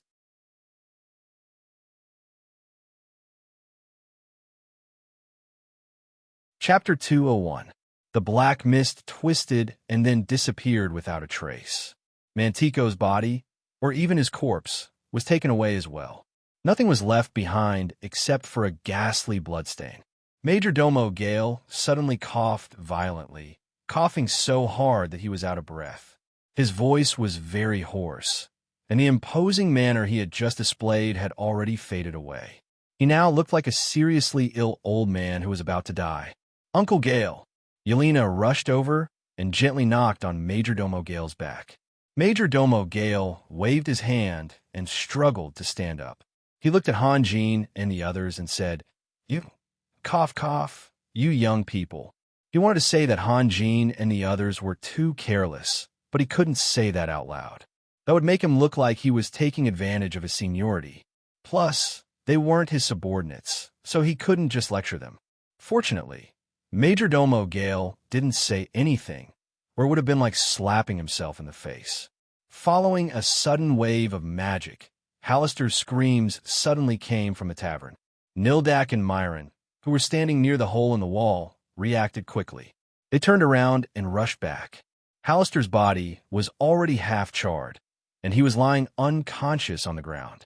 Eva, who should have been unconscious, was nowhere to be seen. Hanjin's figure flashed and appeared next to Hallister. He reached out and grabbed Hallister's wrist. Thankfully, although his pulse was a bit messy, it was still clear. He checked and found that the burns on Hallister's body weren't too serious. Even though Eva hated Hallister to the bone, she only had time to cast an instant spell in a hurry to escape. Its power was mediocre, and Hallister was a beginner swordsman, so he had the ability to protect himself. Mantico had to be eliminated, and Eva was just a foil. Therefore, everyone's attention was focused on Mantico. When they saw Mantico suddenly barge into the street, they were so anxious to stop him that they forgot about Eva. Now that they saw the tragic scene in the tavern, they were both shocked and angry. "What's going on?" Leger asked anxiously. Nildak gave a brief account of what had happened, focusing on the cup of wine and how Major Domo Gale had knocked out Eva and chased after Mantico. Major Domo Gale's expression was ugly, and his cheeks were pale with a tinge of green. If he had been more ruthless, he could have easily killed Eva, but he had been too merciful. Leger walked forward. The table had been overturned during the fight, and the wine glass had fallen to the ground. However, it wasn't broken, and there were still some red wine droplets left in it. Leger picked up the glass and licked it lightly with his tongue. It was pure rum. How did Mantico sense that something was wrong? Chipango felt uneasy. In fact, even if they didn't have a strategy and just attacked Mantico together, the chances of him escaping were very slim. However, he had wanted to show off his abilities and convince Hanjin to use the knockout powder. Now that he had made a mistake, he couldn't shirk responsibility. "Chipango." Hanjin stood up. "My lord." Chipango straightened his chest reflexively, waiting for Hanjin's decision, or rather, punishment. "Take Hallister back. His wounds must be treated as soon as possible." Hanjin looked around and smiled. "What's wrong? Look at you. It's as if we've been defeated by someone." "What's the difference?" Leger smiled bitterly. "We spent so much effort and still let them escape." "Ha ha! We don't even know if Mantico is alive or dead. And there's Eva. She'll come back and cause us trouble sooner or later. So what if she comes back? Hanjin said calmly. She got lucky this time, but it won't be so easy next time. But no buts. She's smart if she doesn't come back. If she comes back, we'll just kill her, Hanjin said as he bent down to pick up Mantico's sword and examined it carefully. The sword's entire body was pitch black, which was very strange. Even a long sword made of black iron would reflect light, but this sword was as deep as the night, and it gave people a feeling of difficulty. Huh? Hanjin suddenly raised his eyebrows. What's wrong? Leger asked hurriedly. Nothing. Hanjin put the sword back into his space ring as if nothing had happened. Let's go, we should go back and rest. All right, about this, I'll take care of it, Gibran said. Gibran added. He couldn't just leave without saying anything after breaking the hotel's things. He still had to be reasonable. The near failure of the operation had a certain impact on isolated Cliff City, especially the big shots of the Mercenary Association and Dwight Steele of the Dragon Singer Mercenary Group. They were all shocked. A Dragon Slayer's operation to kill Mantico had failed? This was too preposterous. However, they believed in Winston's character and knew that Winston had no reason to lie. Edwina's new longbow was also strong evidence. Although dragon tendons were not as precious as dragon crystals, they were not something that could be easily obtained. Plus, Yelena had rented a magic lab to make dragon-scale magic leather armor. Therefore, they didn't suspect Hanjin's identity, but Hanjin's score in their hearts had been greatly reduced. They thought that Hanjin was about the same as Yelena, powerful but lacking in experience. Hanjin's emotions were a bit unstable when he returned to the base. He had only said those words to comfort everyone. It would be a lie if he said that he didn't feel any regret or worry about Eva's revenge. No matter which world he was from, Hanjin's personality was neither strong nor independent. He had a tendency to rely on others, which was inseparable from his upbringing. Hanjin's family background was very ordinary. There were no strange encounters or drastic changes. When he was young, he relied on his parents to take care of him. When he grew up and became a self-cultivator, he needed his master to take care of him. He rarely had the experience of being independent, so he opened a private detective agency. The opponents he met were not very strong, and he never actively challenged anyone. His master had said that all he needed was time. If he really ran into trouble, he would ask his master for help immediately, and of course, his master would take care of the rest. Hanjin was calm, but easily affected by the outside world. Hanjin was decisive, but far from being decisive. In other words, he had the potential to become a powerful person, but it was not enough. Most importantly, he lacked confidence. If this was a peaceful world, perhaps he would have practiced until he reached the invincible golden body realm before coming out. However, the cruel reality forced him to jump into the vortex early on. All kinds of factors determine Hanjin's style. Just like when he was attacked by Mantico, he first put his hopes on Yelena, and only when Mantico almost succeeded did he set up the 8 Gates Heavenlock Matrix. If Yelena could fight the mercenaries alone, he might have stayed behind the scenes, because he remembered his master's teachings. Again, all he needed was time. Thinking that he could control the situation and control the lives of countless people without the ability to do so was arrogance. Putting his hopes on others when he clearly had the ability to control the situation was a sign of lack of confidence. However, one style could change. At least, Hanjin had started to change. After losing the state twice with his intelligence, it was impossible for him not to reflect on himself. The first thing he did when he returned to the base was to treat Hallister's injuries. After Hallister's condition stabilized, Hanjin returned to his room and asked Morrisons to find Yelena and Sunir. He had no choice but to find Yelena because he needed her magic. As for Sunir, he didn't expect Sunir to help. He just didn't want Sunir to be jealous behind his back again. A magic barrier turned Hanjin's room into an independent world. Hanjin took out the black longsword from his space ring and handed it to Yelena. He lacked magic weapons and only had a low-grade flying sword. It was too pitiful, If he returned to the other world, he would be a laughingstock. In fact, magic weapons and magic scrolls were similar in nature. It took a lot of effort to make them during non-combat, but they could greatly increase one's combat power during combat. However, magic scrolls couldn't be reproduced, while magic weapons could be used repeatedly. The advantages and disadvantages were obvious at a glance. Yelena stared at Hanjin excitedly, waiting for Hanjin to release the magic by controlling the eighth element. When Hanjin handed the long sword to her, she knew that Hanjin must have a deeper meaning. After studying it for a moment, she slowly released her spiritual power to explore the secrets of the longsword. After a while, a ripple suddenly bloomed from the longsword. Yelena's expression changed greatly, and she took 2 steps back as if she was avoiding something. She almost threw the long sword to the ground. "You saw it." Hanjin smiled. "You? How did you sense it?" Yelena looked at Hanjin in shock. She remembered clearly that after Hanjin picked up the longsword, he quickly revealed a surprised expression. It took much less time than her. "You'll know in a moment." Hanjin thought for a moment. "Sunir, do you have a crystal ball? Or a gem? Anything will do, as long as it's jade." "I have it here." Yelena took out a crystal ball first. Hanjin took the crystal ball, weighed it in his hand, and carefully observed the quality of the crystal ball. However, he soon realized that his efforts were in vain. If it was kept by Yelena, the quality would definitely not be a problem.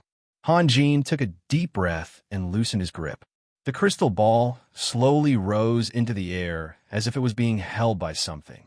Then, his hands quickly formed a spell, and one talisman after another appeared out of thin air. They collided with the crystal ball, and then slowly seeped into it.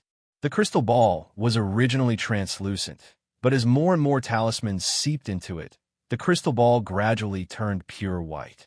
There were streams of light spiraling inside, and the light became more and more dazzling, even overshadowing the candlelight. After an unknown period of time, Hanjin kept releasing talismans. Thousands of talismans gathered together, turning the crystal ball into a bright moon without any shadow. Yelena and Sunir watched with great interest. "I had a high fever last night, and my whole body was shaking. This is really not a problem of perseverance. Sometimes I can type a few yes in succession. My phone is in arrears, and I can't find anyone to contact. What a tragedy. I apologize to everyone, but I'm still writing. I'll definitely make up for what I owed yesterday."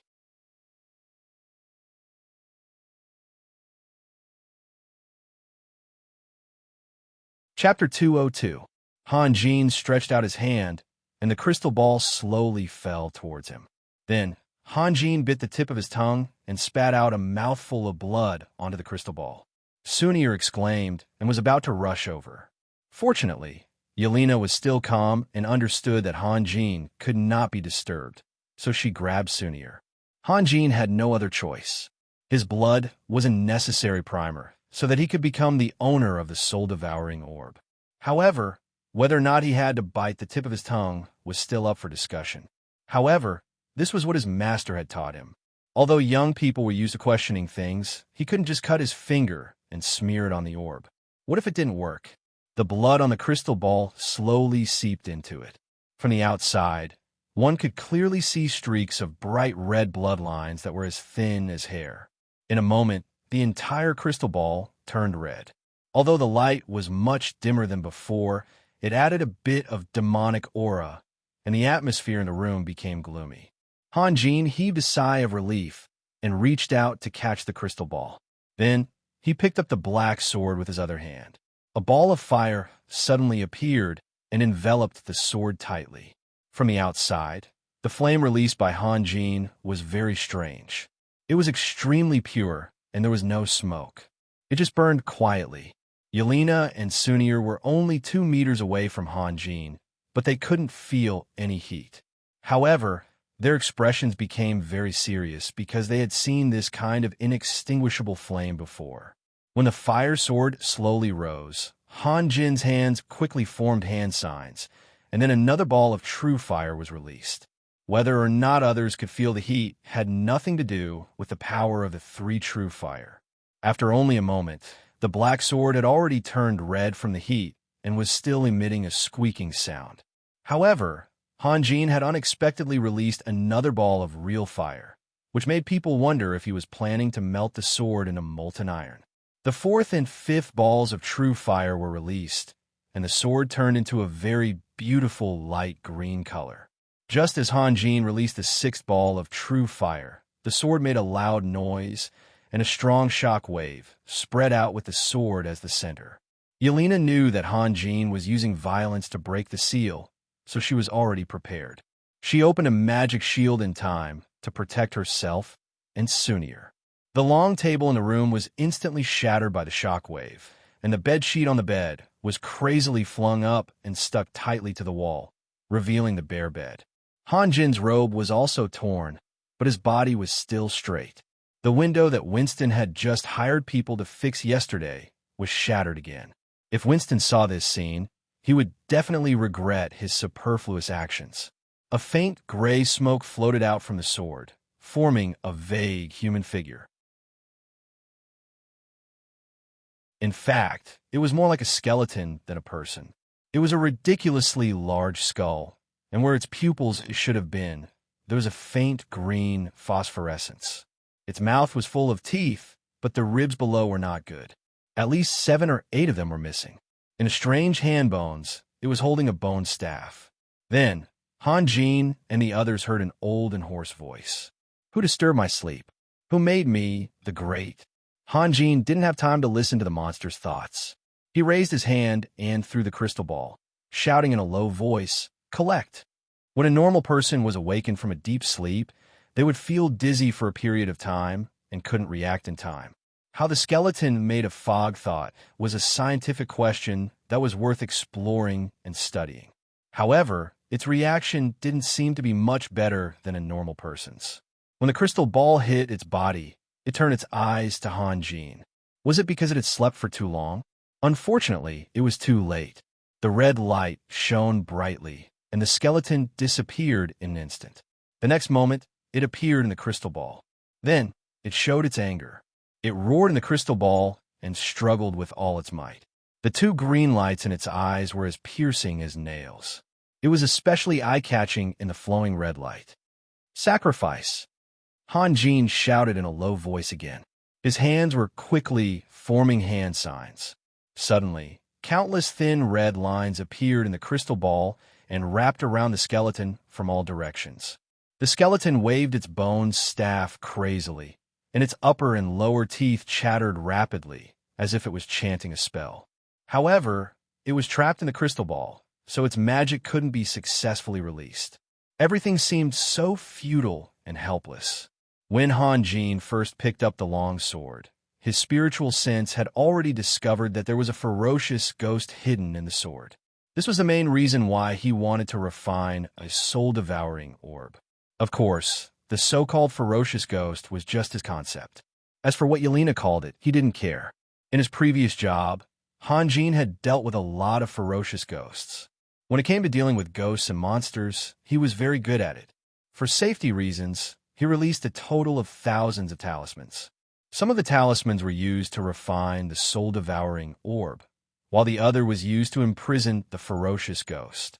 If the ferocious ghost couldn't break out of the crystal ball within half an hour, then it wouldn't be able to resist anymore. The red lines finally wrapped around the body of the ferocious ghost. This was much more terrifying than Julia's tree demon arrow. The vines only grew out of the ground, but the red lines were everywhere, wrapping around it from all directions. The ferocious ghost could shake off 1 or 10 of them, but it couldn't shake off 100 or 1,000 of them. In just a moment, it was tightly bound. However, the ferocious ghost's fighting spirit was very tenacious. Although it was wrapped like a mummy, it still struggled to twist and open its 2 neat rows of teeth to bite the red lines that wrapped around it. Who knew that the red lines couldn't be bitten off at all, and instead, they stretched into its mouth. The green light in the eyes of the ferocious ghost became weaker and weaker.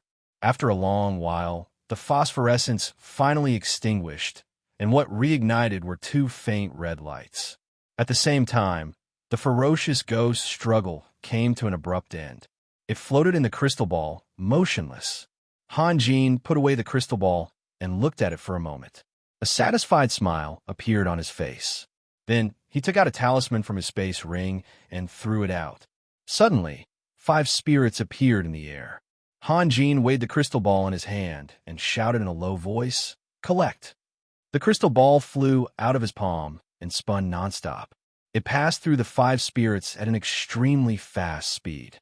Every time it passed through a spirit, it would disappear into thin air and reappear in the crystal ball. Han Jin waved his hand again, and the crystal ball obediently fell into his palm. The ferocious ghost in the crystal ball seemed to suddenly wake up. It pounced on the 5 spirits and swallowed them one by one. However, the ferocious ghost didn't have a stomach. As for where the spirits went, probably only Han Jin and the people involved knew. You're using dark magic? Yelena asked with difficulty. Dark magic? I don't know. Han Jin shook his head. Looking at Yelena's disbelieving eyes, he added, I really don't know if this is dark magic or not. But, does it matter? How can it not matter? Dark magic is evil, Yelena shouted. If the Dark Guild has the upper hand and suppresses you nature magicians, do you really think that the magic you use is evil? Han Jin smiled. To me, magic is just a sword. Whether it's evil or not depends on the sword's owner. It has nothing to do with the sword. That's just sophistry. Yelena bit her lip. Maybe. Han Jin stroked the crystal ball and smiled. I only know that if I had this earlier, it wouldn't have been so troublesome to deal with Mantico and Eva. Raphael.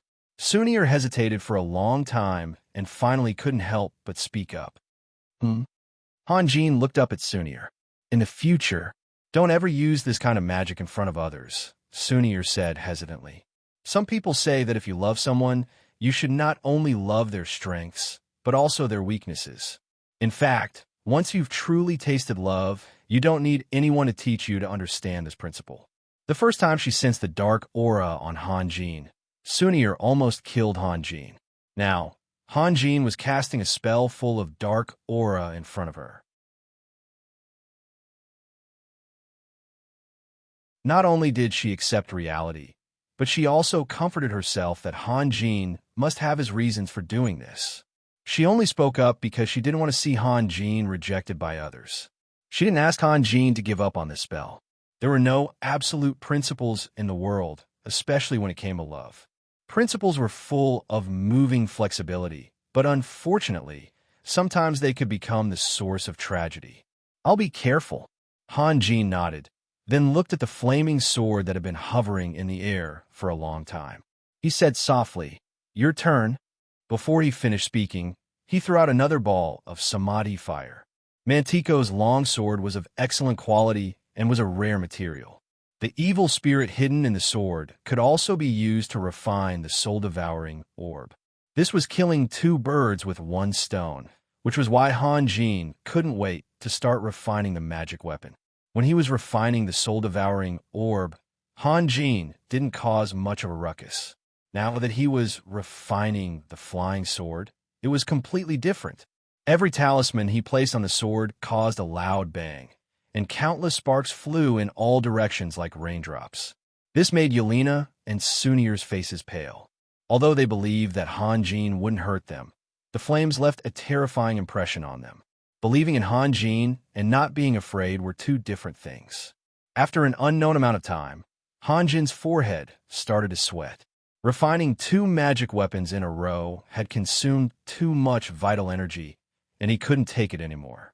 Seeing that Han Jin had stopped, Yelena hurried over. Did you succeed? No, it's still early. Han Jin shook his head.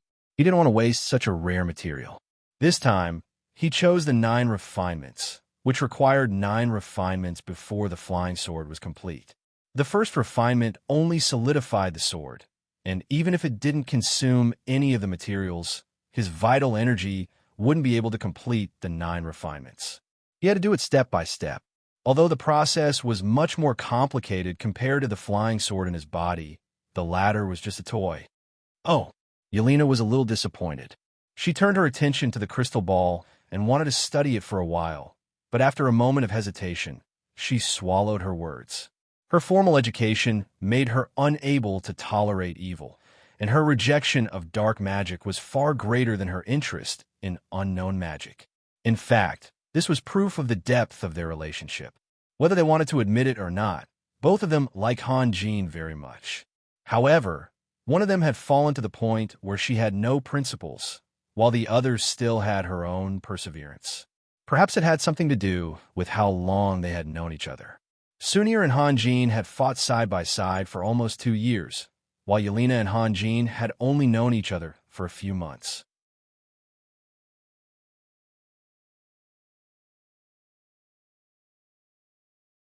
Chapter 203.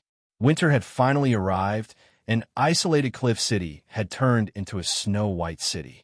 Snow was a very interesting thing for the rich. The snowy scenery was pleasing to the eyes, and when they had nothing to do, they could have snowball fights or build a snowman for fun. But for the poor, snow was a disaster. Their huts would collapse under the weight of the accumulated snow, and their naked bodies would shiver in the cold wind. They might even be frozen stiff. Plus, when the snow covered the entire world, it was not easy to find something to eat. But for Morrison's, he didn't understand the poetry of snow, nor did he find it scary. He was just a little annoyed. The hot air that came out of his mouth floated up and formed a layer of frost on his eyebrows and eyelashes. Morrison's had to rub it off frequently, or else he wouldn't be able to see the road ahead. Morrison's turned the corner and walked into Han Jin's yard. For the past few days, Han Jin hadn't left the house at all. He had focused all of his energy on cultivation and making magic treasures. With Han Jin as an example, Leger, Morrison's, and the others also work hard. Even Winston and the others were influenced. A dragon slayer was already at the top of the pyramid, but he was still working hard. Could they really be satisfied with their current achievements? Raphael, Morrison's called from outside, and then pushed the door open. When he saw the scene inside, he was shocked. Han Jin was waving a long whip in his hand. The whip was as flexible as a snake, and every time it moved, it would make an ear-piercing sound. Seeing Morrison's barge in, Han Jin stopped, but the whip didn't stop. The tip of the whip stood up and pointed at Morrison's, as if it had its own consciousness. What is that? Morrison's felt like he was being stared at by a poisonous snake and couldn't help but take a step back. You'll know in the future. Han Jin smiled as he put the whip back into his space ring. He noticed that Morrison's was only wearing clothes made of coarse cloth, with most of his chest exposed. He could not help but ask curiously, "Where's your leather armor? When I was fighting with Hayden yesterday, he damaged it. It's broken." Han Jin was stunned for a moment before bursting into laughter. "What are you laughing at? Yelena's second dragon scale armor is about to be completed. How come your armor was destroyed by someone at this time? Isn't that too much of a coincidence?" Morrison scratched his head in embarrassment. "You? Who do you think you can hide this from?" Han Jin didn't know whether to laugh or cry. "Do you think anyone will fight with you?" "No," Morrison's hurriedly explained. "I was afraid that Yelena would sell the dragon scale armor again." "To whom?" "She made it according to your body's proportions." "Who can wear it?" Morrison's said hesitantly, but Yelena said yesterday that she was going to sell the dragon scale armor. She only said that in front of you. She won't say it if you're not there. Are you messing with me? Aren't you a bit too slow? Morrison's turned around abruptly and walked outside. "Sir Sword Saint, are you going to find Yelena?" Han Jin asked with a half-smile. Morrison's froze, then turned back. The Sir Sword Saint had completely woken him up. If he really went to find Yelena, he would definitely be the loser, no matter if it was a competition of wits or limbs. Was he looking for trouble? "Why are you looking for me?" Han Jin asked. "Oh, it's like this. The caravan from Cold Shadow City has arrived. They brought a large number of slaves. Gibran, Julia, and the others want to see it. Sunir and the others also want to go. Are you going?" "Slaves? What's there to see? Don't you feel bored staying in your room all day? Just think of it as a distraction." Morrison said, "We've only heard of Cold Shadow City before. This is the first time their caravan has come to isolated Cliff City. Let's go and see what's going on." Under normal circumstances, The appearance of a large number of slaves means the destruction of a city or a duchy. Sassu continued from outside. If I'm not wrong, Cumin City should have completely disappeared. Cold Shadow City's sphere of influence has expanded to the front line of Depew City. Haha, this is a great help to Holy Crown City. Lord Molishan of Depew City definitely won't dare to continue attacking Holy Crown City. He must withdraw his troops to protect himself. Zagun's hometown has been occupied by us, and now that he's lost his ally, he may not be able to withstand Dismark's crazy counterattack alone. Just wait and see. The situation in the northeast region will change drastically. How is that possible? Morrison said in shock. I heard that Cumin City is very powerful. They can't be destroyed so quickly, can they? Cumin City occupies the entrance to the frozen plateau. If they still have some strength, how did Cold Shadow City's caravan come here? Sassu said, I heard that Chesam, the Lord of Cold Shadow City, is a Thunder Titan, a true superclass master. Plus, he's very ambitious and isn't satisfied with his current achievements. Otherwise, he wouldn't have sent his caravan out so quickly. Why do you say that? Han Jin asked. Cold Shadow City's caravan brought over 3,000 slaves. What does Chesam want to do? Just to exchange for magic crystals? Haha, that's just one of his goals. Sassu said he wants to show off his strength and achievements. At the same time, he wants to take the opportunity to observe the situation of each duchy so that he can choose his next opponent.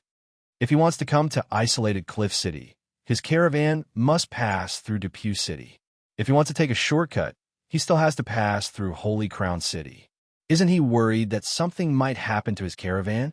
Morrison said. It would be great if something really happened. Chesam would have enough reason to start another war.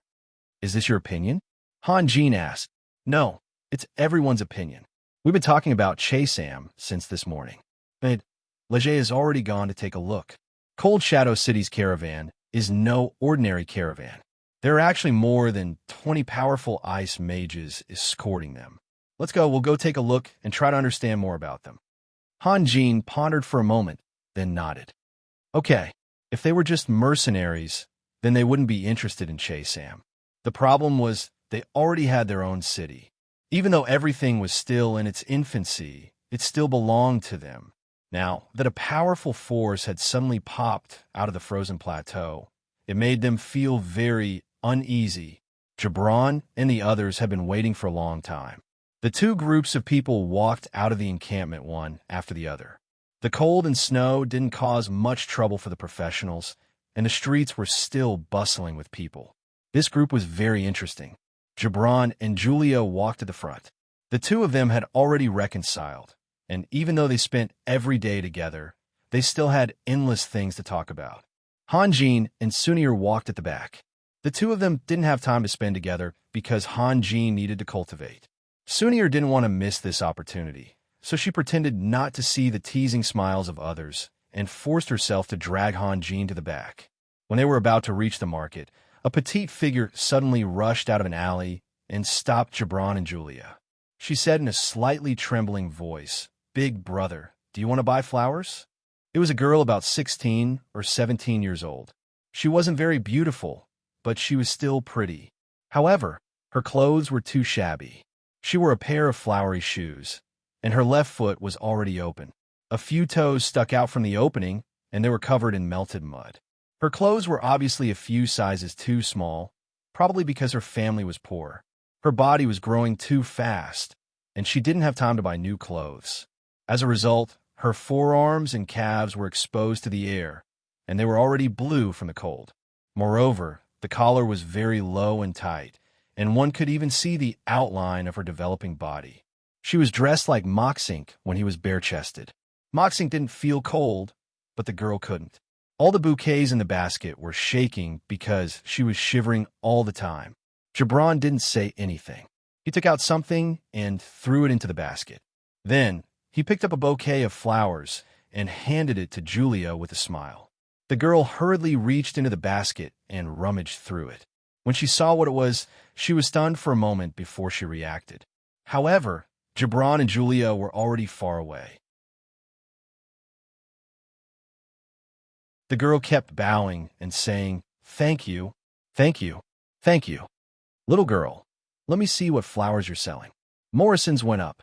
He sympathized with her and was about to buy a bouquet of flowers, even though he didn't have a suitable target to give them to. The girl's eyes lit up, and she hurriedly raised the basket. Morrison's was a little taller than her. "Uncle, do you want to buy flowers?" Morrison's hand froze, and a wave of anger rose in his heart. However, he couldn't lose his temper with the poor girl in front of him. He could only snort and continue walking forward without buying flowers.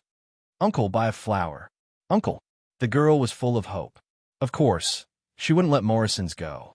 She followed behind Morrison's with small steps and kept calling out. The more the girl called out, the angrier Morrison's became. The most infuriating thing was that Leger and the others kept snickering. If it was a man selling flowers, Morrison's would have already punched him. He was just in his early 20s. How did he become an uncle? "Little girl, you're wrong. If you called him little brother, he would have bought your flowers long ago," Sisu shouted, as if he wanted to see the world in chaos. "Little brother?" The girl tried her best to catch up with Morrison's. She looked at him curiously from the side. That black beard, was that a little brother? However, because she was eager to make a deal, she chose to compromise in the end. "Little brother, buy a flower. Go away." Morrison's couldn't take it anymore and shouted. The girl was shocked. Her legs turned to jelly, and she couldn't help but sit down in the snow. Morrison's was stunned. He took out a gold coin and threw it into the basket. He bent down and picked up a bouquet of flowers and walked forward angrily. The girl stared at the basket in a daze. She couldn't believe her eyes. What was wrong with her today? Why was she using gold coins to buy flowers from a random person? Just as the girl was in a daze, a hand reached in front of her. It was Sasu. Sasu wanted to help her, but she was very cautious. She moved back twice and climbed up from the ground with her own strength.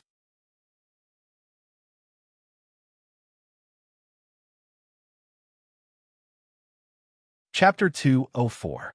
Sasu shrugged and threw a gold coin into the basket. Then, he picked up a bouquet of flowers and pointed at Hanjin and Sunir.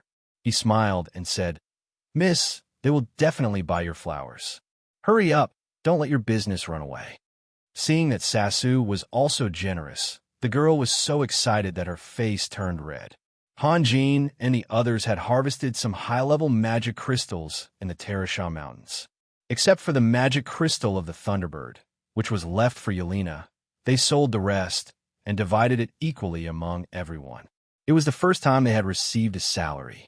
However, Morrison's and the others had been busy with training these days, and Winston had taken care of their food and accommodation, so there was almost no place for them to spend money.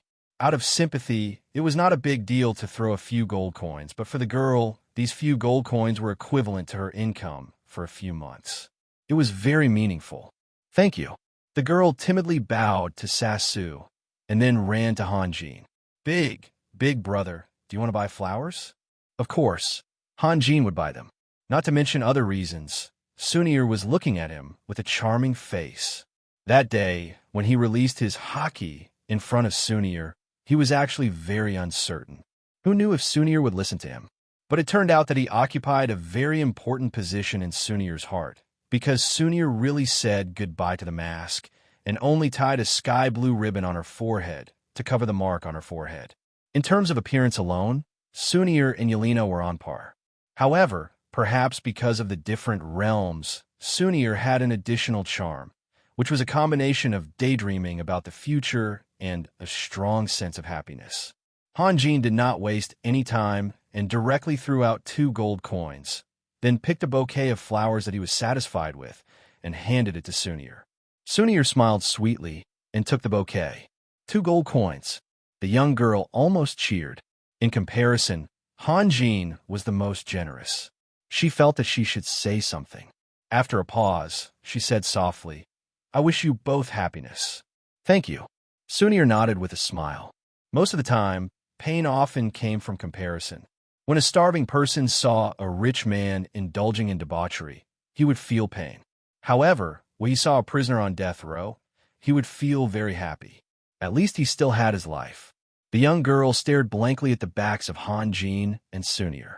She was grateful to these generous big shots, but she was also very jealous, especially of Sunir. They were both girls, but Sunir had solid arms to rely on. What about her? She still had to run around in such cold weather. Just as the girl was lost in her thoughts, a fat hand reached out from the side and grabbed her flower basket. The girl reacted quickly and hurriedly dodged. You, Master Deity, business seems to be good. The man named Deity wasn't tall, but he wore a lot of clothes. He seemed to be very afraid of the cold. His thick leather coat and hat, coupled with his round belly, made him look like a rubber ball. The girl's face paled, and she couldn't help but take 2 steps back. Her eyes kept darting left and right. Give me your taxes for the next few days. Deity reached out his hand. Master, my mother has been sick for a few days. She's been waiting for me. F***CK? Deity's expression changed. He rudely interrupted the girl's pleading. He grabbed the girl's clothes with one hand and rudely reached for the flower basket with the other. Cut the crap. The girl struggled, but she was too weak to break free. In a moment of desperation, she slammed her head into Deity. Deity didn't expect her to resist. He let out a blood-curdling scream and fell to the ground while covering his nose. The young girl turned around and ran. Her pair of tattered floral shoes were too shabby and didn't fit her feet well. She simply threw them away and ran in the snow barefoot. Chase after her. Deity waved his arms. Only then did the men behind him react. They cursed as they chased after her. Although the girl was the first to run, she was still a girl. Her body was stiff and numb from the snow, so her running speed was very limited. She only ran 100 meters before the men caught up. One of them kicked the girl's back. The girl cried out in pain and fell into the snow. She rolled a few times and almost turned into a snowman. Another burly man rushed over and reached out to grab the girl's hair, forcibly lifting her up. Deity panted as he rushed over. He raised his hand and slapped the girl's face. F***CK, you still dare to run. The young girl's figure was very petite. After being slapped, her entire body was sent flying. Once again, she fell into the snow. In the hands of the burly man, there was a strand of pitch-black hair. The roots of the hair were mixed with streaks of blood. Young master, you're bleeding, one of the men whispered. So what? Deity sneered. Blood was already seeping out of the girl's mouth, but he was far from satisfied. Young master, I was talking about you. You're bleeding, the man said with a bitter smile. Deity was stunned. He reached out and wiped his nose. Sure enough, his palm was covered in blood. Deity was furious. He rushed up and slapped the girl again. But this time was different. The girl's hair had been grabbed tightly by Deity, and she couldn't dodge at all. It was purely out of instinct. The girl closed her eyes and shrunk back. Bang! Deity's hand landed on her head. Neither the person being hit nor the person being hit were professionals. In terms of body structure, the skull was far harder than the finger bones. The girl was seeing stars from a slap. Deity jumped up and screamed in pain. His fingers were stiff and almost numb. Young master, what's wrong? The men hurriedly surrounded him. Get out of my way. Deity was infuriated. He pushed aside the man in front of him and rushed over to the girl, kicking her. How dare you run? The young girl already knew that she was going to be in trouble. She curled up into a ball and covered her right hand tightly under her body. What she was holding in her hand was not only today's income, but also her lifeblood. Or rather, her mother's lifeblood. I'll let you run. I'll let you run. Every time Deity yelled, he would kick the girl. However, the girl clenched her teeth and didn't make sound. This somewhat disappointed him. Of course, his actions also became more and more violent. With a clang, a giant sword suddenly appeared and stabbed into the ground, right next to the girl's body. Fortunately, Deity's stamina wasn't good. After a dozen kicks, he had to take a few breaths before he could move again. If he had continued at the same pace as before, he would have kicked the blade of the sword instead. Deity was stunned. He raised his head and saw Morrison's with his arms crossed in front of his chest. His expression was frighteningly dark as he stared coldly at Deity. When the girl and Deity were fighting, Han Jin and the others hadn't gone far. They all saw the scene. Han Jin, who was at the back, didn't appear because he had something more important to do. He had to save someone. However, he wasn't saving the girl, but Dauncy. If he hadn't stopped Yelena in time, her lightning would have already struck. Dauncy's eyelids twitched. He didn't want to get into a fight with the mercenaries, but he couldn't take this lying down. He tried his best to soften his tone. Brother, mind your own business. Go do what you need to do. Do what you need to do? You said it yourself. Morrison sneered. I'm supposed to beat someone up right now. Before he could finish his sentence, his large fist had already landed on Dauncy's cheek. In truth, Morrison's didn't want to get involved. He wanted to first protect the girl, then hand both parties over to the Mercenary Association, which was responsible for maintaining law and order. However, Dauncy's attitude was unbearable. Wasn't it enough to beat them up? Did he want to continue? Even though Morrison's didn't use too much strength, Dauncy was still sent flying into the air, leaving behind an arc of blood in the air. When he landed on the snowy ground, he somersaulted and rolled for a long distance. The men hurriedly pounced on him. Morrison's was a fighter, after all. Even though he didn't have a long sword, his large fists were more than enough. He punched one after another, and in the blink of an eye, the men were all beaten into rolling gourds. Dauncy struggled to get up, but felt dizzy. He retched a few times and spat out a dozen white and red teeth. At that moment, someone outside the crowd yelled, "What's going on? Get out of the way." An old man holding a sword led a dozen mercenaries through the crowd and walked into the field. When the old man saw Han Jin and the others, he paused for a moment before turning his gaze to Dauncy. When Dauncy saw the old man, he somehow found the strength to sit up. He opened his leaky mouth and called out in a muffled voice, "Uncle."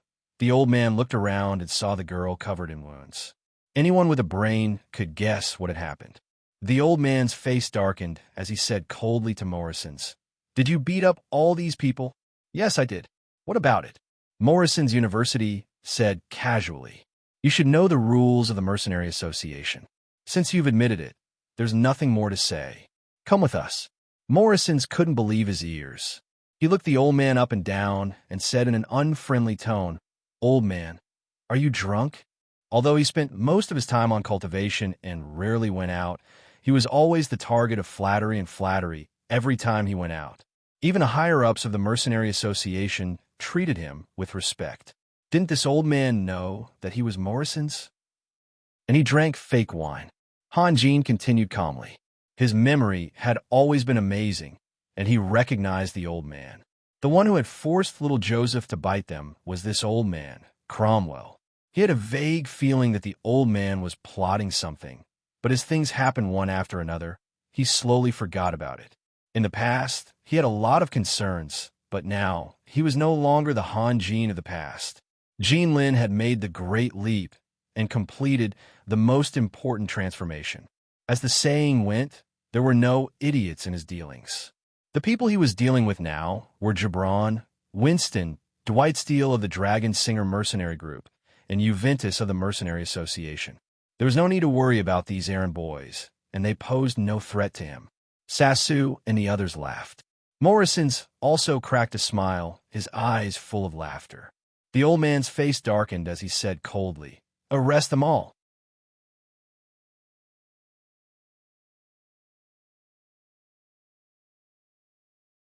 Chapter 205. The soldiers of the Association of Mercenaries were hesitant. The mercenaries dared to disrespect Cromwell in public, so they obviously had something to rely on. They couldn't afford to offend such a mercenary, but they had no choice but to follow orders from above. They slowly surrounded Morrison's. One of the soldiers whispered, "Your Excellency." Morrison's reached out and pushed the soldier back a few steps. "This is none of your business. Stand aside." "Hey, old man, didn't you want to catch me? Do it yourself." Morrison's provocatively crooked his finger. "How arrogant. Looks like you don't put the Mercenary Association in your eyes." Cromwell sneered. "To deal with someone like you, I must use a thunderous method." As soon as he finished speaking, Cromwell pulled out his long sword with a clang. Morrison's frowned slightly. Using a weapon was a serious matter. If they really fought, it would be difficult to show mercy. Both sides didn't like each other. Morrison's couldn't help but turn around and look at Han Jin. Han Jin nodded slightly. Moxing drew out his huge sword and stared at Cromwell coldly. His heroic spirit was aroused, and he looked at Cromwell coldly. You still want to resist? You asked for it yourself. Cromwell sneered and slowly walked towards Morrison's.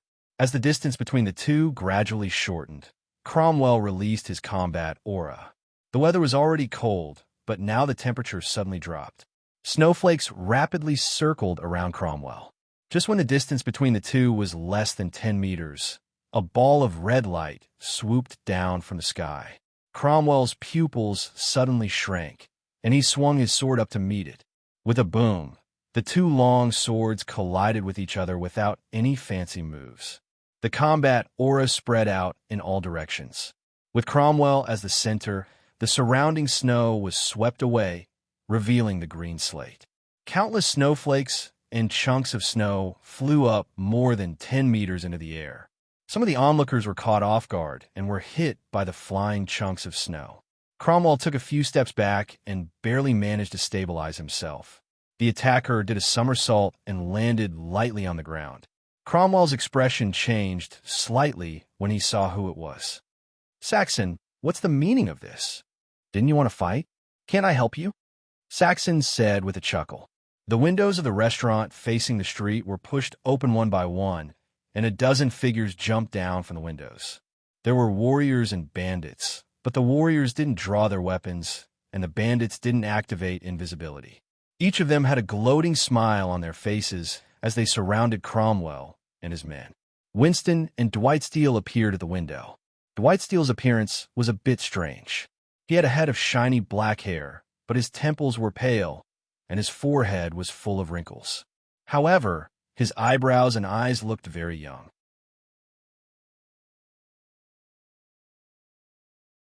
Coupled with his black and white beard, it was hard to guess his true age. Lord Cromwell, it's been a while. What have you been up to? Dwight Steele asked. Lord Dwight Steele, I went to Fado City and only returned a few days ago.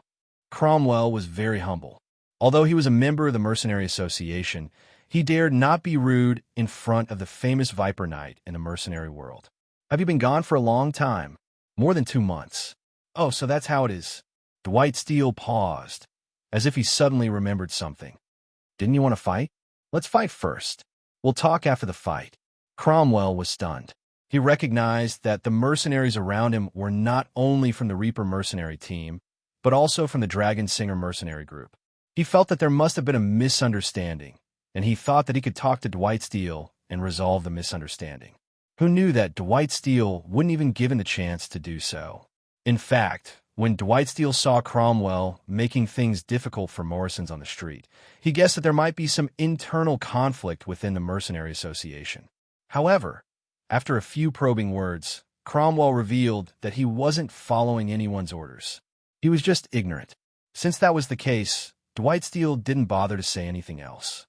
What's going on? Gibran, who was walking in front, noticed the situation behind him and rushed over with the Red Vanguards. Cromwell's face was ashen. He couldn't believe his eyes. The Reapers, the Red Vanguards, and the Dragon Singer mercenary group were all helping this guy in front of him. When it came to fear, he wasn't afraid of Dwight Steele or Winston. The former was a nice guy, and the latter was just. He could find other ways to deal with them. However, Gibran was different. Anyone who mentioned Gibran would think of 2 words, ruthless and vengeful. With Gibran involved, no matter how the situation was resolved, he wouldn't have a good time. In other words, unless Gibran was satisfied, he would have to wait to be stabbed in the back. Lord Gibran, Cromwell forced a smile. There must be some misunderstanding here. Old man, why didn't you say it was a misunderstanding? You waited until my brothers came, and now you're saying it's a misunderstanding. Isn't it a little too late? Morrison sneered. Did this guy offend you? Gibran said softly. It should be from the Mercenary Association, right? What? Are you scared? Morrison's glanced at Gibran. Scared? Gibran chuckled and glanced over. Hayden and Charles wobbled forward and joined the encirclement as well. Edwina caressed her longbow nonchalantly. The hostility of the Red Vanguards was very obvious. Cromwell's heart sank. He could see that the relationship between Gibran and the big guy was equal. Their conversation was very casual. To be able to win Gibran's attention, it was definitely not simple. This time, he had poked the hornet's nest. Just a moment ago, Cromwell's men were still holding shining longswords, but now they were all very obedient. Their longswords had long been sheathed. What kind of joke was this? What use was a longsword when surrounded by so many high-grade mercenaries? If a fight really broke out, the ones holding the longswords would definitely be the ones to suffer the most. Winston and Dwight Steele walked out of the restaurant. Dwight Steele smiled at Han Jean. "Lord Raphael, where are you going?" "I heard that the caravan from Cold Shadow City is here. We're going to take a look." Han Jean smiled. "What a coincidence. We want to go too. Let's go together." "Sure." Dwight Steele turned his head and saw that the two sides were still facing each other. He couldn't help but frown. "Is this how you fight? Be a man and be more straightforward. I don't want to stand here with you guys in a daze." In fact, Dwight Steele was indeed a nice guy. The key was whether or not the other party had the right to make him a nice guy. This had nothing to do with strength. Even if Cromwell was just a commoner, Dwight Steele wouldn't deliberately bully him. What happened downstairs had been clearly seen by the Dragon Singer mercenaries. If Morrison's hadn't intervened, they would have rushed down to save Cromwell. Cromwell sheathed his long sword like his men. His eyes were cold, and his body was straight. In this situation, he could only maintain his dignity with indifference. However, his forced indifference was immediately shattered by the fists flying toward him. Anyone's face would be twisted if their nose was hit. A group of 8th-stage, 9th-stage, and even 10th-stage powerhouses actually used their fists to brawl and even ganged up on one another. This could be considered a strange story. Moreover, their expressions weren't serious at all. They were laughing and joking, like children playing games. Cromwell had already been knocked down, so he didn't dare to release his combat energy to protect himself. He could only try his best to protect his head and let the punches and kicks hit him. He looked even more pitiful than the girl who had just been beaten up. However, no one sympathized with him. Dauncey's uncle was filled with the joy of surviving a desperate situation, and it also exposed the relationship between them. Morrison's didn't stay idle either. He went straight for Dauncey, and with a few punches, he once again knocked Dauncey down into the snow. Cromwell's men were fine. Of course, they didn't dare to interfere and could only stand there blankly. A group of tigers was toying with a lamb. What could they do?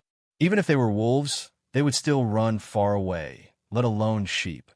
"That's enough," Dwight Steele said. "Since they're not fighting back, let's not bully them too much. Let's just forget about it." The mercenaries also felt that it was pointless and stopped. Cromwell was still curled up in the snow. Logically speaking, he should be using his eyes to express his anger instead of curling up like a turtle. However, he really didn't dare. According to his knowledge, there were at least a dozen nameless murders that were related to Gibran. It could even be said that he and many other mercenaries knew that it was Gibran who did it. However, without any direct evidence, he could only leave it at that. If he showed even the slightest bit of hatred, who knew if Gibran would let him go? "Sassu, send this girl back," Han Jean said slowly. Sassu was stunned, but he immediately understood what Han Jean meant. After being humiliated like this, the other party wouldn't dare to seek revenge. It was very likely that they would shift their target to the girl.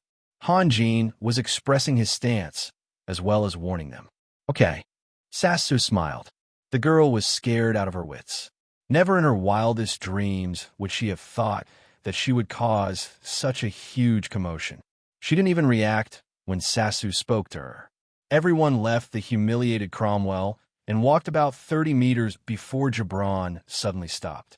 "Chipango, Lord Gibran, you called for me? Follow him." Chipango glanced at Han Jean from the corner of his eyes. He wasn't one of Gibran's men, and this matter concerned his loyalty. He couldn't be careless. Han Jean hesitated for a moment, then nodded. Dwight Steele sighed, but he didn't say anything. The mercenaries who had nothing better to do dared to criticize Dwight Steele behind his back, but no one dared to say anything about Gibran. This was because Gibran was someone who liked to walk in the dark and use underhanded methods to solve his problems. However, after today's incident, his relationship with Han Jin had obviously warmed up. Stepping forward to stop Gibran would ruin the harmonious atmosphere, which was very foolish. Today was a very helpless day. My girlfriend came to my door and asked me why I didn't answer her calls. I said I had a terrible headache and was lying in bed the whole time. She also asked me why I didn't pick her up from work when I knew it was snowing. I said I didn't even have the strength to answer her phone. So how could I pick her up? But it's stupid to reason with a woman. She also said that her colleagues at the hospital all had husbands and boyfriends who came pick them up. Now that the flu was so serious, how could they not be sick? If they could persist, why couldn't I? At the time, I was speechless. I had talked to Xiao Xiao a while ago, and she gave me a reasonable and basic request. Every day, I would update at a certain time. She said that there would be a lot of people between 7 and 8. I thought about it well today. At noon, I had a terrible headache, so I decided not to force myself to continue writing. I went to rest for a while and set my alarm to 5. No matter how slow I was, I would have written at least 3,000 words between 5 and 9. An hour later was barely acceptable. But with this incident, everything was ruined. Those who had a girlfriend and a wife probably understood that many times women really lacked rationality. When I poured water to take my medicine, she poured into the toilet for me. When I went to cook instant noodles, she put out the fire. When I was about to read my book review, she pulled out the plug. No matter what I did, she would follow behind and cause trouble for me. She said that she was in a bad mood, which meant that I couldn't be in a good mood either. When I tried to reason with her, she was more reasonable than I was. When I tried to coax her, she wouldn't listen. I'll stop talking. Without a woman, it's cold from the inside out. With a woman, it's tiring from the inside out. That you're tuning in to the Warrior Lore YouTube channel. Don't forget to subscribe and join us on this journey to catch the most captivating stories.